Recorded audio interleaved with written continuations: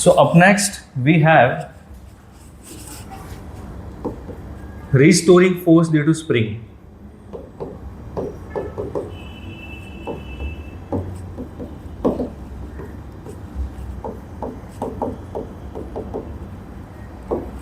Guys ध्यान से notice करो, सपोज ये है हमारे पास में एक स्प्रिंग, ठीक है, this is the natural length of the spring.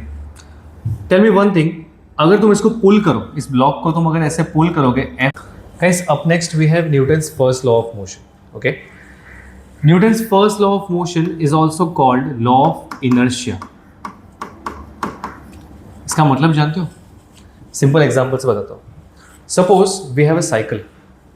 Cycle अगर तुम चला रहे हो, अगर पेडलिंग करना छोड़ दोगे तो अचानक से थोड़ी ना साइकिल रुक जाएगी, बहुत सारा डिस्टेंस कवर करने के बाद रुकेगी शांति से, वो भी फ्रिक्शन की वजह से। अगर फ्रिक्शन ना होता साइकिल तो चलती रहती है ना, कोई फोर्स अगर ना लगता सपोज फ्रिक्शन की तरह, तो साइकिल कंटिन्यूसली चलती रहती।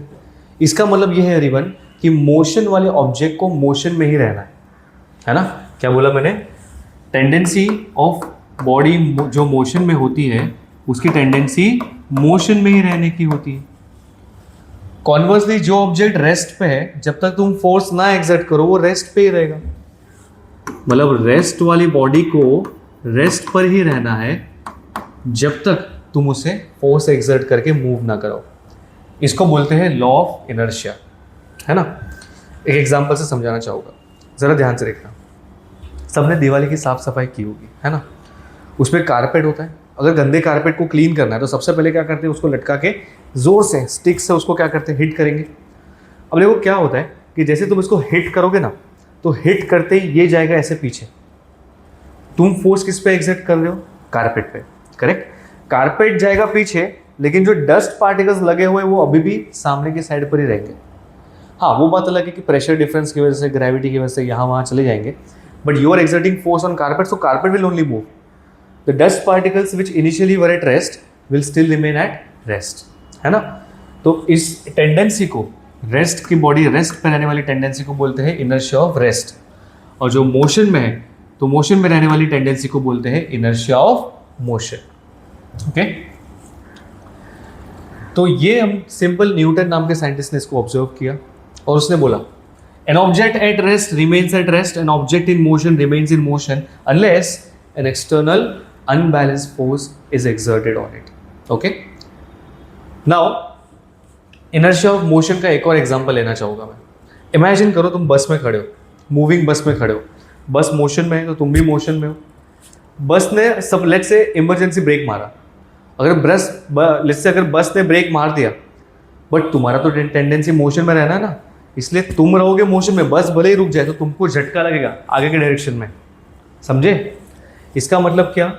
We have a tendency of motion. Why? Because we were initially in motion, that is why. Okay, इसके ऊपर कुछ क्वेश्चंस करके देखते, आ जाओ। आओ कुछ क्वेश्चन करते हैं इसके ऊपर। सो ये है वो क्वेश्चन बोला है कि फाइंड टेंशन T1 इन T2, है ना। देखो क्या दिया है, ये दो रिजिड सपोर्ट्स है, ये रिजिड सपोर्ट के साथ में कनेक्टेड है ये दो रोप, रस्सी।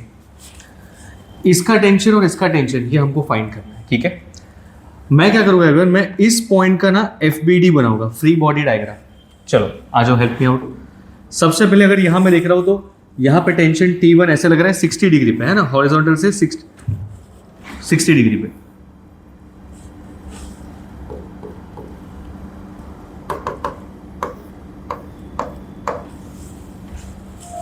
ये देखो, ये क्या है तुम्हारा T2,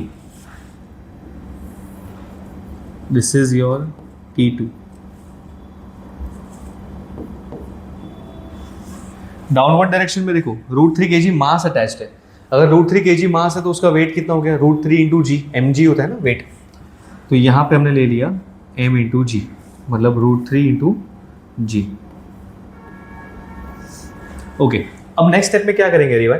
ये जो T1 तुम देख रहे हो ना, ये एक इंक्लाइन वेक्टर है। हर इंक्लाइन वेक्टर को फिजिक्स में क्या करना होता है? रिजॉल्व करना होता है हॉरिजॉन्टल और वर्टिकल के अंदर, है ना।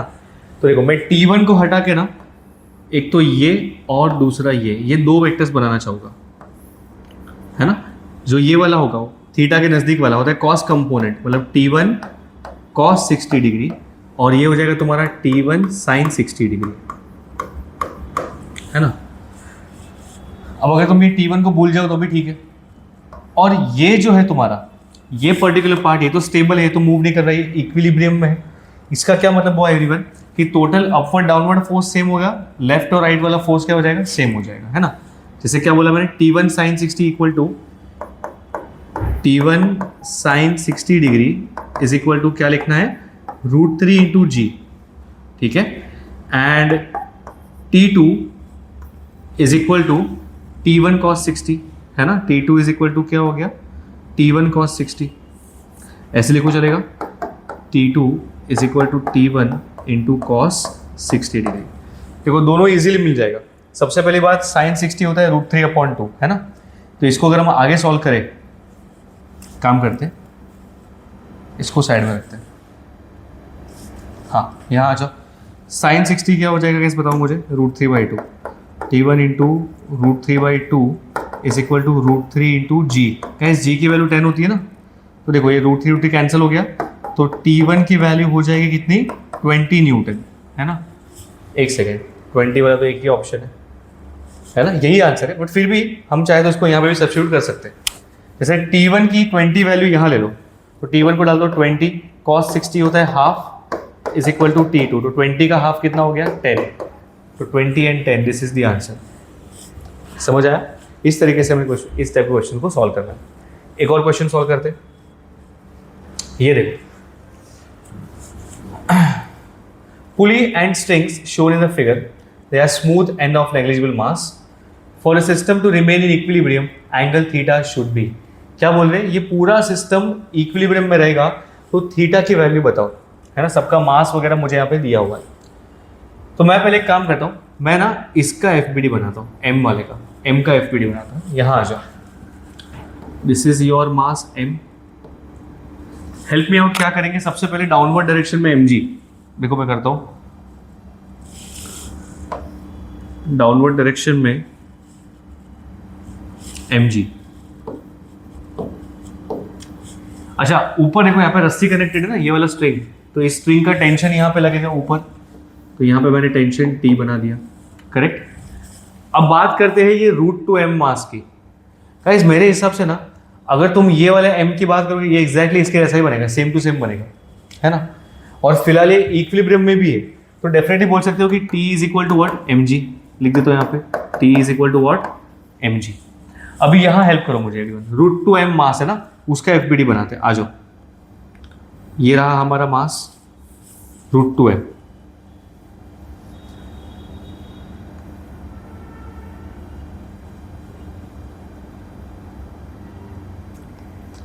गाइस अगर ये √2m मास है, अब मुझे बताओ कौन से फोर्स लगने इसके ऊपर। डाउनवर्ड डायरेक्शन में सबसे पहले तो mg लगता है ना।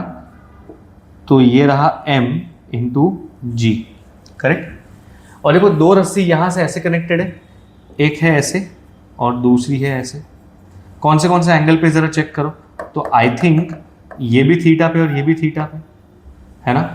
क्या लिखना चाहिए मुझे बताओ यहाँ पे, जो टेंशन ये स्ट्रिंग में होगा वो सेम टेंशन ये वाली स्ट्रिंग में होगा ना, बिकॉज स्ट्रिंग सेम है, मैंने पहले बताया।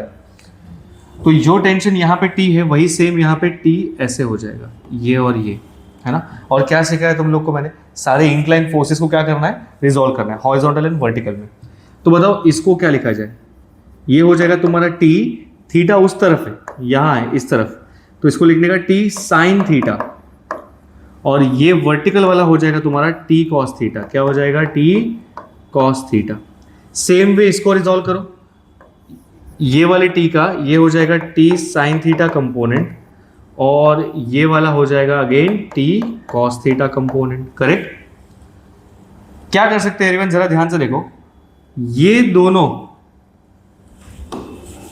दोनों मिला के किसको बैलेंस कर रहे हैं, √2mg को बैलेंस कर रहे हैं। तो कर दो equate, T cos theta plus T cos theta equal to √2mg, है ना। क्या बोला मैंने, T cos theta plus T cos theta होता है 2 times T cos theta is equal to, क्या दिया है यहाँ पे, √2mg, √2m इंटू जी, ठीक है। एक सेकेंड गाइस, T की वैल्यू mg दिख रही है यहाँ पे, ऑलरेडी हमने पता किया है, तो T की वैल्यू डाल दो mg into cos theta is equal to √2 into M into g. देखो ये दोनों कैंसिल हो गया, 2 को नीचे ले लो यहाँ पे, तो cos theta is equal to √2/2 हो रहा है, करेक्ट। इसको अगर तुम सॉल्व करोगे √2 कैंसिल कर दो तो cos theta is equal to 1/√2 बचेगा। कॉस का कौन सा रेशियो 1/√2 होता है गाइस? 45 डिग्री। बहुत बढ़िया, 45 degree. This is the answer. समझ आ गया? अगर इक्विलिब्रियम में दिया है तो टोटल अपवर्ड डाउनवर्ड फोर्स को इक्वेट करने का, और जरूरत पड़े तो लेफ्ट राइट फोर्स को इक्वेट कर दो। जैसे यहाँ पे भी हो रहा है, ये टी साइन थीटा को कैंसिल कर रहा है ना, इसकी वजह से किस पे? इक्विलिब्रियम में। आई होप इतना वाला पार्ट सबको क्लियर है। कोई डाउट है इसको? नहीं? Very good. ओके, नाउ एक चीज पहले पढ़ाना चाहूंगा तुम लोग को एवरीवन, जिसको हम लोग बोलते हैं मोमेंटम ऑफ बॉडी। क्या पढ़ने जा रहे हैं हम लोग? Momentum of body. इस बॉडी में कितना मोशन भरा हुआ है ना? The amount of motion contained in a body is given by momentum of body. Momentum को ना हम लोग पी लेटर से डिनोट करते हैं। कौन से लेटर से? पी लेटर से। तो मोमेंटम ऑफ बॉडी का फॉर्मूला होता है मास इनटू वेलोसिटी। क्या फॉर्मूला होता है इसका? Mass into velocity. It indicates the amount of motion contained in a body, which means motion not only depends on speed of a body or let's say velocity of a body, but it also depends on mass of a body. ठीक है? और क्योंकि तुम momentum से motion बताने की try करते हो और मोशन के लिए डायरेक्शन बहुत इंपॉर्टेंट होता है, इसलिए हम लोग मोमेंटम को एक वेक्टर क्वांटिटी बताएंगे। क्या बताएंगे? Vector quantity. ठीक है? नाउ द क्वेश्चन इज कि वेलोसिटी कौन सा ले? तो ये तुम्हें इंस्टेंटेनियस वेलोसिटी लेना होता है। तुम्हें जहां पर भी मोमेंटम निकालना है उस पॉइंट का वेलोसिटी तुमको यहाँ पे डालना पड़ेगा, देन यू गेट उस पॉइंट का मोमेंटम। ठीक है? आ जाओ सॉल्व करके देखते हैं एक दो क्वेश्चन। अच्छा, एक छोटा सा चीज पहले डिराइव कर दो फिर आगे बढ़ते हैं। जरा ध्यान से देख के मुझे बताओ, अगर कोई ऑब्जेक्ट का स्पीड यहाँ पे u है ना, कुछ देर बाद उसका स्पीड यहाँ पहुंच के सपोज v हो रहा है, मतलब बॉडी ने एक्सेलरेट किया है ना, कितने टाइम में? t टाइम में। वो बताओ जरा कितना एक्सेलरेट किया बॉडी ने? एक्सेलरेशन का फॉर्मूला मोशन चैप्टर याद करो, rate of change of velocity. Guys देख के बताओ वेलोसिटी कितना चेंज हुआ? कोई भी चीज का चेंज कैसे निकालते हैं? फाइनल माइनस इनिशियल, है ना? Final minus initial upon time t। तो ये है इतना बॉडी ने एक्सेलरेट किया। उसके पहले जरा मुझे बताओ, यहाँ पे सपोज मास m है, यहाँ पे भी मास m है, ठीक है? Think and tell me what is momentum of a body over here. Momentum यहाँ पे है pi, कितना हो जाएगा? m into u। यहाँ पे मोमेंटम कितना है? m, वेलोसिटी है v, तो फाइनल मोमेंटम हो जाएगा m इंटू v, करेक्ट? कोई मुझे बताएगा मोमेंटम कितना चेंज हुआ है? Momentum change is equal to final minus initial. Guys momentum change इसलिए हुआ, स्पीड चेंज इसलिए हुई क्योंकि फोर्स लग रहा था, क्योंकि बिना फोर्स के तो मोमेंटम सेम ही रहता है, mu, मतलब u वेलोसिटी कंटिन्यू रहती है इसकी, है ना? तो कैन आई से एवरीवन चेंज इन मोमेंटम हो जाएगा mv माइनस mu, है ना? चाहिए तो तुम उसको mv माइनस u करके भी बुला सकते हो। क्या है ये? Change in momentum. अब थोड़ा लॉजिक लगाओ, अगर तुम कोई मूविंग फुटबॉल को किक करते हो ना, ये मूविंग फुटबॉल है, तुमने किक कर दिया तो थोड़ा सा स्पीड बढ़ा दोगे, सीधी बात। अगर ज़्यादा जोर से किक करोगे तो ज़्यादा स्पीड बढ़ेगा, मतलब ज़्यादा मोमेंटम चेंज होगा। तो क्या ऐसा बोल सकता हूँ कि अगर फोर्स एक्सर्ट ही नहीं किया तो मोमेंटम चेंज ही नहीं होगा, अगर फोर्स लगा रहे हो तो मोमेंटम चेंज होगा, ज़्यादा फोर्स लगाओ ज़्यादा मोमेंटम चेंज होगा, कम फोर्स लगाओ कम मोमेंटम चेंज होगा। मतलब आई कैन सिंपली से कि जो एक्सटर्नल फोर्स है, ये वाला force, it is proportional to change in momentum. Proportional to what? Change in momentum. एक सिंपल एग्जांपल लेता हूँ, हैमरिंग का एग्जांपल लो, है ना? हैमरिंग करते हम लोग कैसे करते हैं? नेल में एक ही बार में, फ्रैक्शन ऑफ सेकंड में एक ही बार करके छोड़ देते हैं ऐसा, क्योंकि हमारा हैमर जो है बहुत कम ड्यूरेशन के लिए नेल के साथ कांटेक्ट में होता है। एज अ रिजल्ट उसका इफेक्ट क्या हो जाता है? ज़्यादा हो जाता है, करेक्ट? एग्जाम्पल, सपोज अगर तुमने कोई कांच के वेसल को, ग्लास वेसल को अगर तुम लोग सैंड के ऊपर छोड़ दोगे फिर भी वो गिरे, वो टूटेगा नहीं, है ना? क्या रीज़न है उसका? कि जैसे तुम उसको रिलीज करोगे, वो जैसे सैंड के ऊपर जाएगा उसको थोड़ा सा फ्यू माइक्रो सेकेंड एक्स्ट्रा मिल जाएगा, जब वो ग्राउंड के साथ में कॉन्टैक्ट में है, थोड़ा सा सिंक होगा ये, और उसका पूरा फोर्स क्या हो जाएगा? उतने टाइम में डिवाइड हो जाएगा, जिसकी वजह से उसके ऊपर इतना जोर से अचानक से शॉक नहीं लगेगा और वो बच जाएगा। तो क्या मैं ये कंक्लूड कर सकता हूँ कि अगर तुम ज़्यादा टाइम के लिए कोई चीज़ अगर फोर्स लगाते हो तो उसका इफेक्ट कम होता है, कम टाइम के लिए फोर्स ज़्यादा लग जाता है, मतलब इनवर्स प्रोपोर्शनलिटी है ना, तो उसको ऐसे लिखने का उल्टा, इनवर्स प्रोपोर्शनलिटी। इसको रीड कैसे करेंगे एवरीवन, ध्यान से देखो, इसको बोलने का rate of change of momentum of a body is proportional to external force acting on it. क्या बोला मैंने? Rate of change of momentum of a body is proportional to external force acting on a body. ये है Newton second law. क्या है ये? Newton's second law. हाँ, थोड़ा आगे भी है कि change in momentum takes place in the direction of force applied. उन्होंने क्या बोला कि ये चेंज इन मोमेंटम कहाँ होगा? जहां फोर्स लग रहा है वहां चेंज इन मोमेंटम होगा। सिंपल सी बात, बिकॉज जहां फोर्स लगाओगे बॉडी का मोमेंटम वही तो शिफ्ट होगा ना, करेक्ट? ये है Newton's second law of motion. और यहाँ पे इक्वल टू डाल के न्यूटन ने बताया कि k की वैल्यू होती है 1, मतलब F is equal to delta P upon T लिख सकते हो। एंड गाइस डेल्टा पी की वैल्यू ऑलरेडी निकाल चुके हैं, एम वी माइनस यू, है ना, M V minus U upon T. एक second, v minus U upon T तो कहीं देखा हुआ लग रहा है, क्या ये? एक्सेलरेशन। तो अपन डाल देंगे सीधा इसके बदले क्या, ये पूरी चीज के बदले अपन डाल देंगे acceleration, mass into acceleration, correct? Now f की वैल्यू क्या हो गई? f is equal to mass into acceleration. I hope we are fine.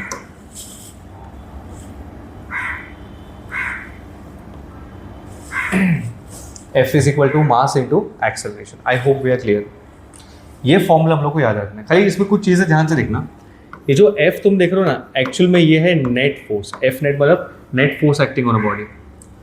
ये जो मास है ना, कौन सा मास डालोगे? ये वो मास तुम्हें डालना है जो पूरा सेम एक्सेलरेशन से मूव कर रहा है, जिसके मूवमेंट का कॉज ये नेट फोर्स है, वो मास तुम्हें यहाँ पे डालना होता है। ठीक है, मतलब मैं चाहूँ तो यहाँ पे ऐसा लिख सकता हूँ, दिस इज m टोटल। तो यहां से बताओ a का वैल्यू क्या हो जाएगा गाइस? a हो जाएगा तुम्हारा मास, नीचे यहां से ये हो जाएगा net force upon total mass. इस तरीके से you all can find out the acceleration. ठीक है,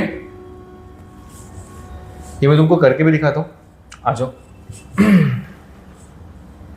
क्वेश्चन सॉल्व करते हैं इसके ऊपर। ओके, सो क्या दिया है इस क्वेश्चन में, जरा ध्यान से देखो। We have this system of connected bodies, 2 kg, 3 kg and 1 kg। ये तीनों मिलके इनके ऊपर ये दो फोर्सेस लग रहे हैं, 8 न्यूटन का फोर्स टुवर्ड्स लेफ्ट, 14 न्यूटन का फोर्स टुवर्ड्स राइट। क्या बोला क्वेश्चन में, जरा ध्यान से सुनो। Find acceleration and tension between 2 and 3 kg। ठीक है, यहां पे टेंशन फाइंड करना है, पूरे सिस्टम का एक्सेलरेशन फाइंड करना है। पहली बात, क्वेश्चन में ऐसा क्यों बोला पूरे सिस्टम का एक्सेलरेशन? ट्राई टू अंडरस्टैंड कि यहां से 14 न्यूटन लग रहा है, यहां से 8 न्यूटन, तो मेजॉरिटी फोर्स कहां लग रहा है? राइट की तरफ, करेक्ट? सो जो इसके ऊपर नेट फोर्स लगेगा दैट विल बी 14 माइनस 8, है ना। हमने सीखा है नेट फोर्स कैसे निकालते हैं, driving force minus opposing force will be 14 minus 8, 6 Newton. कहाँ लगेगा? 6 न्यूटन फोर्स लगेगा, बराबर। Now don't you think everyone, इसको एक ट्रेन की तरह इमेजिन करो। जब ट्रेन का एक पार्ट एक्सेलरेट करता है तो पूरी ट्रेन कनेक्टेड है, मतलब पूरी ट्रेन साथ में एक्सेलरेट करती है, विच मीन्स कि यहाँ पे सारे मासेस भी क्या करेंगे? साथ में एक्सेलरेट करेंगे, करेक्ट। सो नाउ मैं ना इन सबको एक ही मास कंसिडर करूंगा, ठीक है। फॉर एग्जाम्पल ये देखो, considering all of them as one single mass, 2 + 3 5, 5 + 1 6, मतलब कि 6 kg का तुम्हारा ऑब्जेक्ट है और उसके ऊपर फोर्स कितना लग रहा है? 14 और इस तरफ से 8। चाहिए तो डायरेक्टली 6 भी लिख सकते हो, अभी के लिए मैं यहाँ पे लिखूंगा ऐसे 14 और यहाँ से लिखूंगा 8, करेक्ट एवरीवन। आओ इसके ऊपर नेट फोर्स निकाल दे। F net is equal to mass into acceleration होता है, करेक्ट। अच्छा, नेट फोर्स कितना लग रहा है? 14 minus 8, 14 minus 8 is equal to mass कितना है? 6 इंटू एक्सेलरेशन 8। अब ये मास में ना 2, 3 या 1 मत डालना, टोटल मास डालना होता है यहाँ पे, जिससे पूरा सिस्टम एक्सेलरेट कर रहा है ना। देखो ये भी 6 है और ये भी 6 कैंसिल हो गया।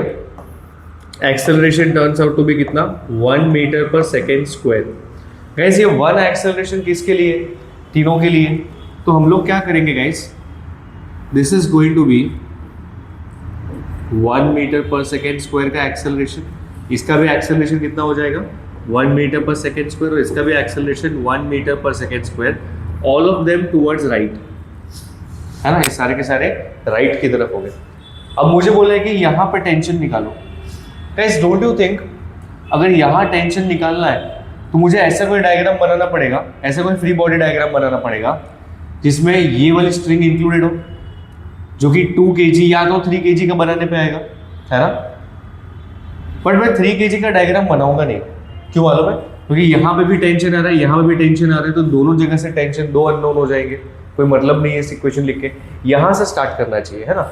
Always start with a block और a component which has least number of force acting on it. यहाँ से 2 kg है, आओ 2 kg का फ्री बॉडी डायग्राम बनाते। देखो ये रहा 2 kg का बॉडी तुम्हारा, ठीक है। कौन से फोर्स लग रहे हैं इसके ऊपर आओ जानते। लेफ्ट में लग रहा है 8 न्यूटन, चलो ठीक है, ये लगा 8 न्यूटन। गाइस राइट में 14 मत लिख देना, 14 2 kg पे नहीं लग रहा है, 14 1 kg पे लग रहा है। तो राइट में यहाँ पे देखो टेंशन का डायरेक्शन याद करो, हमने पढ़ा था अवे फ्रॉम द बॉडी, है ना। टेंशन का डायरेक्शन क्या होता है, अवे फ्रॉम द बॉडी। तो जब तुम 2 kg के पर्सपेक्टिव से देखोगे तब यहाँ पे टेंशन लगेगा ऐसे, this is going to be the direction of T, okay. अब सिंपली यहाँ पे यही सेम चीज करेंगे, F net is equal to mass into acceleration, अपने को इसका आंसर मिल जाएगा, है ना। देखो मैं कैसे करता हूँ, F net is equal to mass into acceleration. Guys मुझे बताओ इसका मूवमेंट राइट की तरफ हो रहा है ना, इसका मतलब कि राइट वाला फोर्स क्या होगा, ज्यादा होगा एज कंपेयर टू लेफ्ट वाला फोर्स। तो राइट वाले फोर्स में यहाँ पे कौन आ रहा है, टी, बड़ा फोर्स माइनस छोटा force is equal to mass into acceleration. Guys इसका एक्सेलरेशन देखो कितना दिया, 1 मीटर पर सेकेंड स्क्वायर, है ना। This is the value of A. चलो आ जाओ, हेल्प मी आउट। बड़ा फोर्स माइनस छोटा फोर्स इज इक्वल टू इसका मास इनटू इट्स एक्सेलरेशन। लेकिन एक्सेलरेशन तो 1 दिया हुआ है ना, तो डायरेक्ट 1 ही डाल देता हूं मैं, सबसे बेस्ट। इसको 1 डाल दिया। सो T इज इक्वल टू 2 + 8 मतलब 10 न्यूटन। टेंशन आ गया 10 न्यूटन और एक्सेलरेशन आ गया 1 मीटर पर सेकेंड स्क्वायर। वो दोनों चीज मिल गई जो क्वेश्चन में हमें पूछी थी। Correct everyone? इस तरीके से हमें सॉल्व करने हैं ऐसे टाइप ऑफ क्वेश्चंस, है ना। एक और क्वेश्चन सॉल्व करके दिखा दो तुम लोग को, उसके पहले एक छोटा सा फॉर्मूला बता दो। देखो इसे बोलते हैं पुली सिस्टम। पुली के साथ में दोनों साइड पे डिफरेंट मासेस कनेक्टेड है, M1 यहाँ पे, M2 यहाँ पे। अगर M1 और M2 इक्वल हुए, है ना, तो जिस फोर्स से अर्थ इसको खींच रहा है will be equal to the force exerted by earth on this block. अगर ये दोनों इक्वल हो गए तो ना ये ब्लॉक नीचे आएगा ना ये ब्लॉक नीचे आएगा, अगर इक्वल है तो, है ना। अगर अनइक्वल है तो दोनों में से कोई एक बड़ा होगा एक छोटा होगा। विच मीन्स कि अभी के लिए एग्जाम्पल ले लेते हैं, सपोज M2 बड़ा है, क्या बोला मैंने, if M2 is greater than M1 then हम लोग यहाँ पे क्या करेंगे जरा ध्यान से देखना। अगर ये हैवी है तो M2 नीचे आएगा, M1 जाएगा ऊपर, मतलब इस तरीके से, है ना। ध्यान से देखो, M1 ऊपर गया, सो M2 is moving in downward direction, let's say it is accelerating downwards, और M1 जो है ये ऊपर एक्सेलरेट करेगा, करेक्ट। तो गाइस तुम जानते हो इस एक्सेलरेशन का जो वैल्यू होता है ना, इक्वेशन ऑफ मोशन निकाल के लगा के हम लोग को मिलेगा।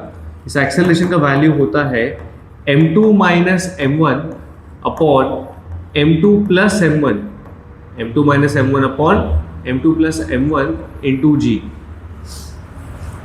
ये होता है एक्सेलरेशन की value. A is equal to M2 - M1 upon M2 + M1 into G। ठीक है, सबको ये चीज अच्छे से याद रखनी है। इसके साथ में एक और फॉर्मूला दे दूं तुम लोग को, जो कि है टेंशन का। कौन सा टेंशन है रिवन, ये देखो, तुमको मैंने पहले बताया कि टेंशन हमेशा कैसा होता है, अवे फ्रॉम द बॉडी। देखो इन दोनों के लिए, अगर इसके लिए टेंशन निकालोगे अवे, इसके लिए टेंशन निकालोगे अवे। ऑल्सो एक और चीज का यहाँ पे ध्यान रखो कि जो ये टेंशन है ना, वो इस स्ट्रिंग में और इस स्ट्रिंग में सेम होगा, क्योंकि स्ट्रिंग सेम ही कनेक्टेड है, स्ट्रिंग चेंज नहीं होगा, है ना। तो मैंने तुमको पहले बताया जब तक स्ट्रिंग चेंज ना हो एंड जब तक ये पूरी फ्रिक्शनलेस है तब तक उसमें टेंशन क्या होता है, सेम होता है, करेक्ट। आ जाओ, तो टेंशन का जो फॉर्मूला होता है ये होता है 2m1 m2g upon m1 plus m2, ये होता है इसका फॉर्मूला, ठीक है। इस चीज को अच्छे से याद रखना। सो इसके ऊपर एक क्वेश्चन है, ये देखो, this was also later on asked in JEE।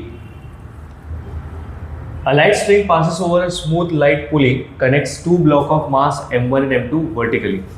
क्या बोला है, एक पुली जो है, पुली के दोनों साइड पे मासेस कनेक्टेड है कुछ इस तरह,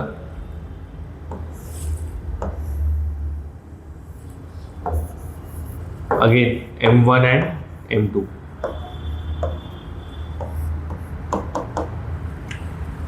If acceleration of the system is g by 8, find the ratio of the masses। क्या बोला है, इस पूरे सिस्टम का जो एक्सेलरेशन है ये दिया हुआ है g by 8, then find the ratio of the masses, मतलब either m1 by m2 और m2 by m1, है ना। ये दो में से एक चीज पूछी अपने को, कैसे फाइंड आउट करेंगे जरा ध्यान से देखो। मुझे बताओ इस सिस्टम का जो एक्सेलरेशन क्वेश्चन में दिया है उसका एक्चुअली फॉर्मूला क्या है। Acceleration is equal to m2 minus m1 upon m2 plus m1 into g, है ना, ये वो फॉर्मूला है। क्वेश्चन में एक्सेलरेशन क्या लेने बोले, g बाई 8, तो डालो यहाँ पे a के बदले डालेंगे g by 8 is equal to m2 minus m1 upon m2 plus m1 into g. इसे देखो g और g कैंसिल हो गया, क्रॉस मल्टीप्लाई कर दे, इसको यहाँ पे लेके आओ, m1 प्लस m2 हो जाएगा ये, है ना, यहाँ पे ये चीज़ यहाँ पे आ गई, और 8 goes over here, so becomes 8m2 minus 8m1। सारे m1 को एक साइड पे ले लो, m2 को एक साइड पे ले लो, सो क्या कर सकते हैं एवरीवन, 8m1 को यहाँ ले लो, तो हो जाएगा 8m1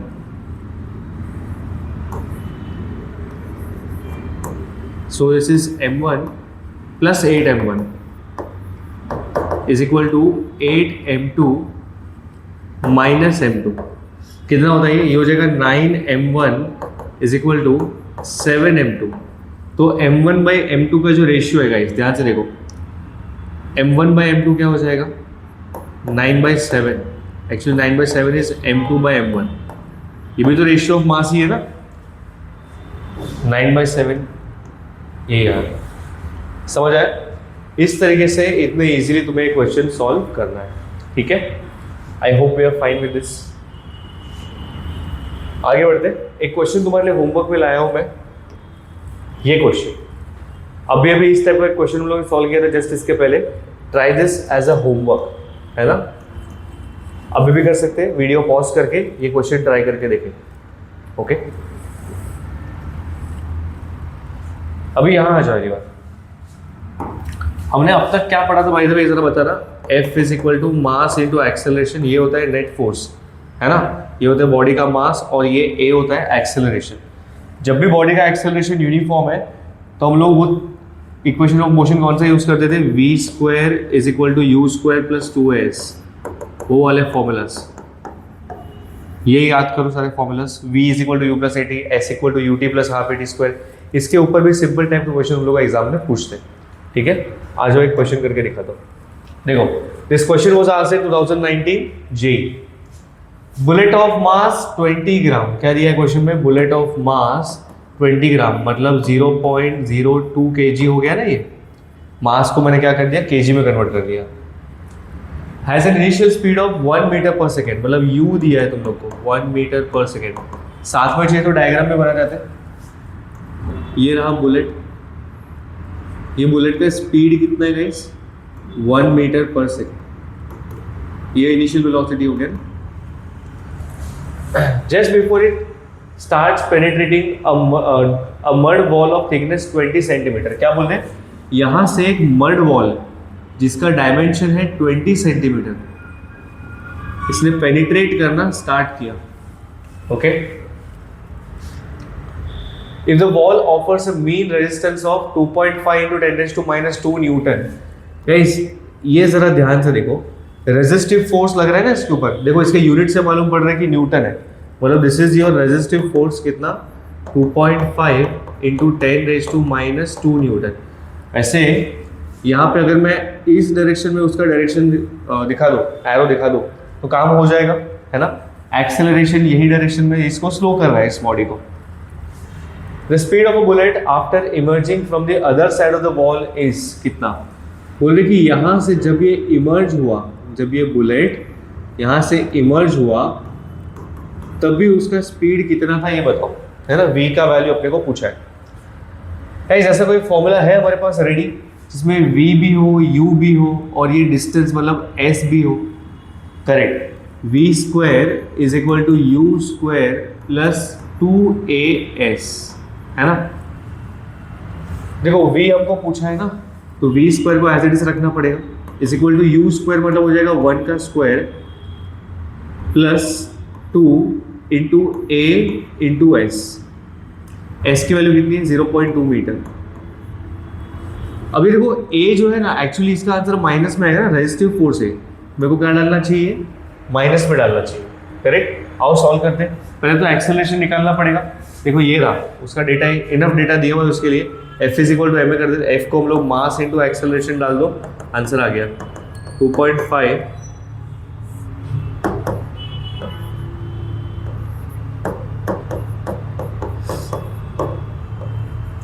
ओके। मास की वैल्यू डालो जरा यहाँ पे, मास की वैल्यू क्या है हमारी 20 ग्राम्स, मतलब 0.02 into acceleration a is equal to 2.5 into 10⁻²। देखो ये होता है 2 इंटू 10⁻², ये है 2.5 इंटू 10⁻², है ना। This is 2 into 10⁻² into a is equal to 2.5 into 10⁻²।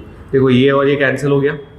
2.5 का हाफ कितना होता है 1.25 मीटर पर सेकेंड स्क्वायर। समझ आया? चाहिए तो 2.5 का हाफ ही रखो, इसको कन्वर्ट भी मत करो, मैं तो बोलता हूँ 2.5 का हाफ ही डाल दो यहाँ पे, 2.5 का हाफ। देखो ये और ये कैंसिल हो गया। अब जरा ध्यान से देखो, 2.5 होता है 5 का हाफ, है ना, और 0.2 होता है 1/5। 5 गेट्स कैंसिल, 1 माइनस हाफ कितना होता है, हाफ। तो v स्क्वायर का वैल्यू कितना आ रहा है 1/2, है ना, 1 माइनस 1/2। सो v का वैल्यू आ जाएगा 1/√2। एंड गाइस 1/√2 होता है 0.707 मीटर पर सेकेंड। देखो जैसे मैंने बताया, तुम लोग इसकी वैल्यू ये याद रख लो, इसकी वैल्यू ये याद रख लो, तो तुम्हारा कैलकुलेशन एकदम फटाक से होगा। You will not end up losing time in calculation. Ultimately it will be very helpful in your final exam. हर क्वेश्चन में से अगर तुम थोड़ा टाइम निकालोगे, इवेंचुअली लास्ट पे you will end up saving a lot of time. Okay, so ऐसे type के क्वेश्चन जो है एग्जाम में आ सकते हैं। देखो आंसर भी ये रहा 0.7। आई होप यहाँ तक क्लियर है ना, नथिंग स्पेशल। ये वही चीज़ जो हमने मोशन चैप्टर में पढ़ा था, है ना, उस पर खाली F इक्वल टू एम में डालना, नथिंग एल्स। नेक्स्ट क्वेश्चन देखो, this question was asked in 2021 JEE. क्या दिया है क्वेश्चन में, a particle of mass m originally at rest.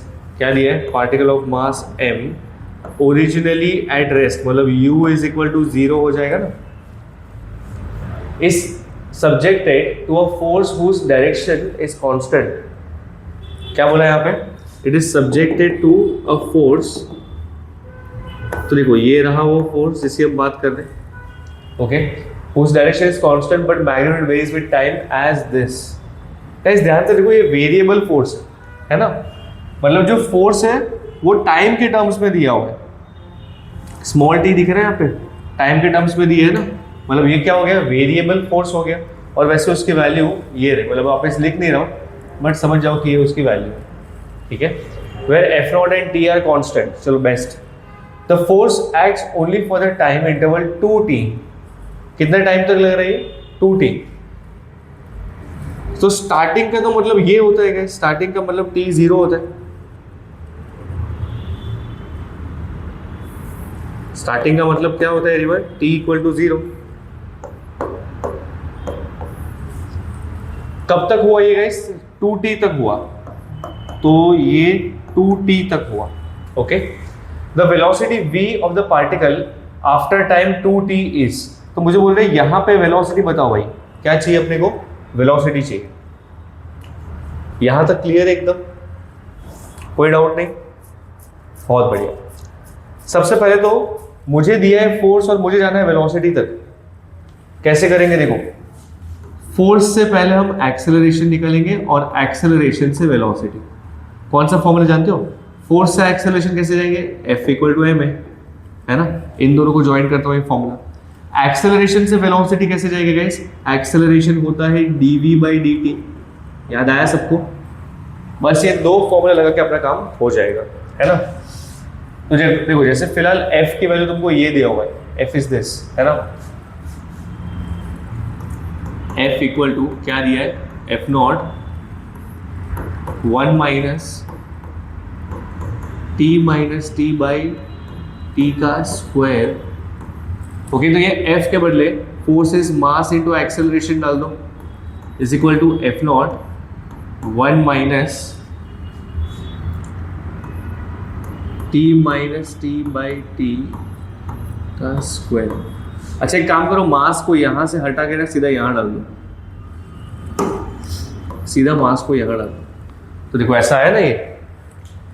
अब नेक्स्ट स्टेप में क्या करो everyone, since you got the value of acceleration और तुमको क्या चाहिए? वेलोसिटी चाहिए. तो मतलब ये वाला फॉर्मूला यूज करना पड़ेगा. एक्सेलरेशन क्या डालेंगे? dv बाई dt. तो डाल दो यहाँ पे.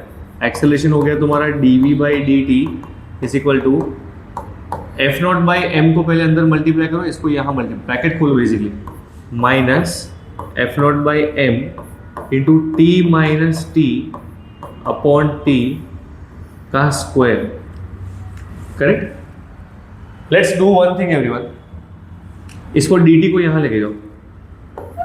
तो dv is equal to F not by M minus F not by M into T minus T by T का स्क्वायर.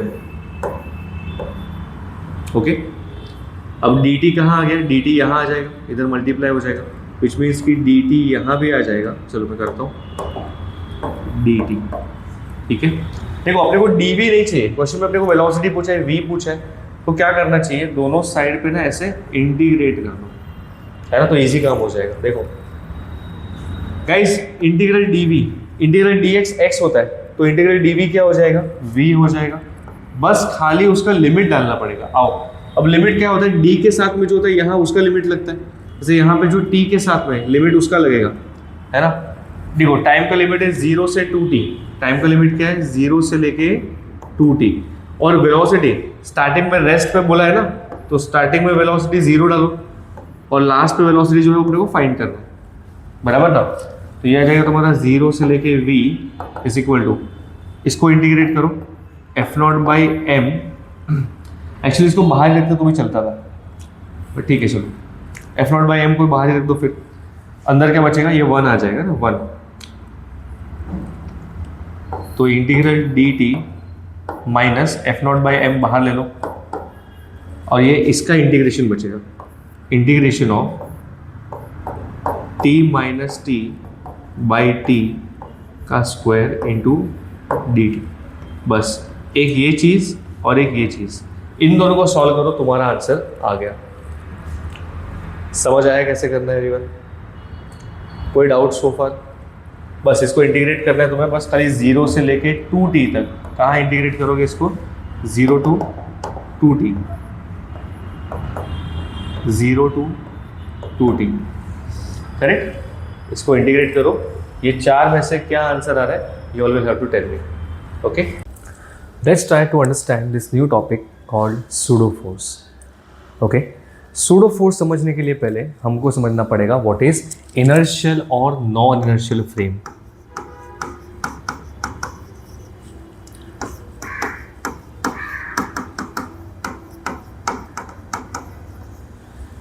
गाइस, इनर्शियल फ्रेम वो होता है जिसका acceleration with respect to observer क्या है? 0. एक्सेलरेशन 0 होने में 2 केस आ जाते हैं. एज वी नो, एक्सेलरेशन 0 किस किस चीज़ का होता है? या तो वो बॉडी जो रुकी हुई है, which means body at rest, है ना, मैं लिख देता हूँ चाहिए तो, either the body is at rest और the body is in uniform motion. Guys याद आ रहा है, यूनिफॉर्म मोशन में वेलोसिटी रिमेन्स कांस्टेंट, है ना। तो इसका मतलब क्या है एवरीवन, कांस्टेंट स्पीड से मूव करने वाली बॉडी और रुकी हुई बॉडी को हम लोग क्या बोलेंगे, इनर्शियल फ्रेम, है ना। ऑफ कोर्स ये रिलेटिव होता है। तो जिस पर्सन को ऑब्जेक्ट रुका हुआ या कांस्टेंट स्पीड से मूव करता हुआ दिखे, उस पर्सन के लिए वो फ्रेम कैसी हो जाती है, इनर्शियल। एंड इसका उल्टा, नॉन इनर्शियल फ्रेम वो होता है जिसका एक्सेलरेशन नॉन जीरो है, मतलब देयर इज सम एक्सेलरेशन। वो बॉडी या तो फास्ट हो रही है या तो स्लो हो रही है ना, सेम स्पीड से नहीं मूव कर रही है। और दूसरा, it is not at rest. इसको हम लोग क्या बोलते हैं मुझे बताना, नॉन इनर्शियल फ्रेम। ओके, एक एग्जांपल ले लेते हैं यहाँ पे एवरीवन। देखो, इमेजिन करो दिस इज अ बस, तुम यहाँ पे बाहर खड़े हो। अगर ये बस रुकी हुई है तो तुम्हारे लिए क्या हो गया, इनर्शियल फ्रेम। कांस्टेंट स्पीड से मूव करे तो भी इनर्शियल फ्रेम होगा, अनलेस एंड अनटिल ये एक्सेलरेट करे तब तुम्हारे लिए क्या हो जाएगा, non inertial frame. Guys, inertial frame में यू कैन डेफिनेटली से कि total upward downward force equal होगा, लेफ्ट राइट का फोर्स इक्वल होगा, मतलब sum of all net force acting on a body क्या होगा, जीरो होगा, है ना। किसमें, लेकिन इनर्शियल फ्रेम में। नॉन इनर्शियल फ्रेम में ऐसा नहीं है एवरीवन। नॉन इनर्शियल फ्रेम में देखो कैसा होगा, अगर तुम यहां पे नॉन इनर्शियल फ्रेम में हो, मतलब अगर ये ऑब्जेक्ट एक्सेलरेट कर रहा है, तो ये कब होता होगा एवरीवन एक्सेलरेट, जब इसके ऊपर कहीं ना कहीं फोर्स बच रहा है तभी तो ये एक्सेलरेट कर रहा होगा, है ना। अब एक सिंपल सा लॉजिक समझो everyone, for a person who is sitting inside this particular vehicle, है ना, जो पर्सन इसके अंदर बैठा हुआ है, फॉर एग्जाम्पल लेट्स से ये एक चेयर है, राइट, यहां पर मैं बैठा हुआ हूं। ओके, अगर इस चेयर ने सडनली एक्सेलरेट करना स्टार्ट किया, है ना, इमेजिन करो चेयर एक्सेलरेट कर रही, मतलब व्हीकल एक्सेलरेट कर रहा है तो चेयर एक्सेलरेट कर रही है, तो डोंट यू थिंक गाइस मुझे बैकवर्ड डायरेक्शन में झटका लगेगा, राइट। और वो सिर्फ मैं ही फील कर पाऊंगा, the person who is in that non inertial frame. क्या तुम लोग एक्सपीरियंस कर पाओगे, नहीं, राइट। जो पर्सन उस फ्रेम में होता है उससे ही वो एक्स्ट्रा फोर्स एक्सपीरियंस होता है, उसी फोर्स को हम लोग बोलते हैं सूडो फोर्स, है ना। फॉर एग्जाम्पल देखो, व्हीकल कैसे जा रहा था, राइट डायरेक्शन में, तुम पे फोर्स कैसे लगा, लेफ्ट डायरेक्शन में, समझे। सो दिस इज सूडो फोर्स। जरा दिमाग लगाना और बताना, ये सूडो फोर्स हमेशा कहां लगता है, बताना जरा। सूडो फोर्स हमेशा एक्सेलरेशन के अपोजिट, जिस भी डायरेक्शन में उस नॉन इनर्शियल फ्रेम का एक्सेलरेशन हो रहा है उसके अपोजिट डायरेक्शन में तुम्हें क्या लगाना है, सूडो फोर्स लगाना है, ठीक है। तो सबसे पहले ये बता दूं कि ये लगता है किधर, अपोजिट टू एक्सेलरेशन, बराबर। और कितना लगता है, बात है उसके ऊपर। तो एक्सेलरेशन के अपोजिट जो तुम फोर्स लगाओगे, F, और बाय द वे F की वैल्यू क्या होती है, मास इनटू एक्सेलरेशन, यही लगाना है, सिंपल। जब भी कोई बॉडी एक्सेलरेट करे, है ना, खुद को इमेजिन करना है उस फ्रेम के अंदर, खुद को यहां पे इमेजिन करो। अगर खुद तुम उस फ्रेम के अंदर चले जाओगे तो अब बताओ कौन सा फोर्स एक्स्ट्रा लगाना पड़ेगा, सूडो फोर्स। और वो सूडो फोर्स कितना होता है, मास इनटू एक्सेलरेशन। कहां लगाओगे, एक्सेलरेटिंग बॉडी के अपोजिट डायरेक्शन में, ठीक है। ये चीज अच्छे से याद रखना। इसके ऊपर मैं तुमको एक दो एग्जांपल करके दिखा दो तो तुमको थोड़ा क्लियर हो जाएगा, है ना। ध्यान से देखो एवरीवन, इमेजिन करो मेरे पास एक इंक्लाइन सरफेस है ना, ये एंगल है थीटा, यहां पे मैंने एक ब्लॉक रखा हुआ है गाइस। क्या रखा है एवरीवन, ये एक ब्लॉक रखा हुआ है, ब्लॉक का मास है m। अब बताओ क्या होगा एवरीवन, तो डाउनवर्ड डायरेक्शन में इसका वेट लगेगा mg, है ना, देखो ये रहा mg।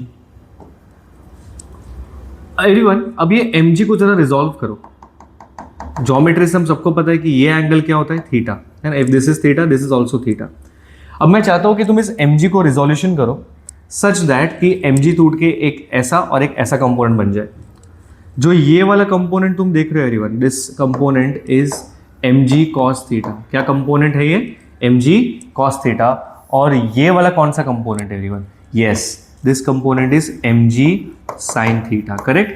अगर इसको फ्रिक्शनलेस सरफेस पे रखा है तो मेरे हिसाब से तुरंत ये नीचे की ओर एक्सेलरेट करेगा, है ना। सीधा ये क्या आ जाएगा, नीचे आ जाएगा। बट नाउ इमेजिन अगर मैं चाहता हूँ कि ऑब्जेक्ट नीचे ना आए तो मुझे क्या करना पड़ेगा। सबसे पहले तो मुझे इस वेज को, ये जो तुम वेज देख रहे हो ना, इंक्लाइन सरफेस, इसे एक्सेलरेशन देना पड़ेगा, है ना। अगर मैं इसको राइट में एक्सेलरेट करता हूँ ऐसे, तो ये ब्लॉक सीधा नीचे आ जाएगा mg की वजह से, राइट। तो यहां नहीं करना है, मुझे इसको एक्सेलरेट करना पड़ेगा लेफ्ट में। क्या करना पड़ेगा, लेफ्ट में एक्सेलरेट करना पड़ेगा। तो मैंने इसको एक्सेलरेट कराया कौन से डायरेक्शन में, लेफ्ट डायरेक्शन में। कितना एक्सेलरेशन दिया, a। अब देखो उससे क्या होगा, अगर तुमने इसको, अब ये तुम्हारे लिए कौन सा फ्रेम हो गया बताना जरा मेरे को, non inertial frame. Non inertial frame के ऊपर अगर सपोज तुम्हें लॉज ऑफ मोशन लगाना है तो तुम्हें इस फ्रेम के अंदर घुसना पड़ेगा। अब जैसे तुम इस फ्रेम के अंदर घुस गए तो तुमको क्या लगाना पड़ेगा, सूडो फोर्स लगाना पड़ेगा। और सूडो फोर्स कैसे लगता है बताओ, एक्सेलरेशन के अपोजिट डायरेक्शन में। बहुत बढ़िया, तो ये लगाया मैंने सूडो फोर्स, मास इनटू एक्सेलरेशन, है ना, जैसे मैंने तुमको बताया था। अब जरा ध्यान से देखो, थोड़ा ज्योमेट्री देख लेते। सबको यहाँ पे v दिख रहा होगा, अगर ये थीटा है तो ये भी क्या हो गया, थीटा, है ना। अगर ये ma है तो उसका ये वाला हिस्सा हो जाएगा m इंटू ए इंटू कॉस थीटा, है ना, थीटा के नजदीक वाला कॉस कंपोनेंट, और थीटा से दूर वाला ये कंपोनेंट साइन वाला कंपोनेंट, तो मतलब m इंटू ए इंटू साइन थीटा हो जाएगा, है ना। हावेवर हमें इससे कोई मतलब नहीं है ना, आई नो ये नॉर्मल रिएक्शन के इक्वल होगा, बट फिलहाल इससे कोई मतलब नहीं, निकालने बोला नहीं है। हम लोगों को क्या बोला है, सुनो, हम लोग को बोला है कि एक्सेलरेशन की वैल्यू बताओ, कितना एक्सेलरेशन से इसको एक्सेलरेट करें, ठीक है। अब जरा दिमाग लगाओ, अगर तुम चाहते हो कि ये नीचे ना गिरे, मतलब कि ये वाला फोर्स और ये वाला फोर्स क्या होना चाहिए, इक्वल होना चाहिए। So mg sin theta has to be equal to, mg sin theta has to be equal to what, ma cos theta. देखो दोनों साइड से मास गेट्स कैंसिल, एक्सेलरेशन की जो वैल्यू है, यहां से काम करो, cos थीटा को नीचे लो, साइन अपॉन cos हो जाएगा g tan theta, yes. So this is the amount of acceleration which you have to give to this horizontal, to this inclined surface horizontally in order to let this object be over here. मतलब कि ये नीचे नहीं आएगा। कितना acceleration देना है, g tan theta. सब लोग ये चीज याद रखेंगे, ठीक है। g tan, वापस एक बार हो जाए, g tan थीटा जितना एक्सेलरेशन देने पे ये ऑब्जेक्ट जो है it will not slide downwards. I hope we are clear. क्या सूडो फोर्स से सिर्फ यही हो सकता है? Of course not. एक और चीज करके दिखाता हूं, देखो यहाँ पे मैं बताने जा रहा हूं apparent wait of a body. Apparent wait of a body, ध्यान से देखो। सपोज अगर ये लिफ्ट रुकी हुई है गाइस, है ना, मतलब if this lift is at rest, तो अब मुझे बताओ, हम पे डाउनवर्ड डायरेक्शन में एक तो वेट ऑफ अ बॉडी लगता है mg, है ना। इमेजिन करो मैंने यहाँ पे एक वेइंग स्केल रखा है, मुझे मेरा खुद का वेट देखना है ना। सो ये वेइंग स्केल क्या करेगा, तुम्हारे पे अपवर्ड फोर्स लगाएगा, इसको हम लोग बोलते हैं नॉर्मल रिएक्शन, है ना। This normal reaction has to be equal to what, weight of a body, है ना। क्यों, क्योंकि ये इनर्शियल फ्रेम है, बॉडी रेस्ट पे है ना, रेस्ट मतलब इनर्शियल फ्रेम हो गया। इनर्शियल फ्रेम में तो बिंदास लगा सकते हैं laws of motion. Upward downward force n is equal to क्या हो गया, mg। And guys do you know the force which this weighing scale exerts on us, मतलब नॉर्मल रिएक्शन, यही होता है हमारा अपेरेंट वेट, है ना। आ जाओ एक और एग्जांपल से भी समझते हैं इसको। ये रेस्ट वाला हो गया, अब थोड़ा मोशन वाला देख लेते हैं।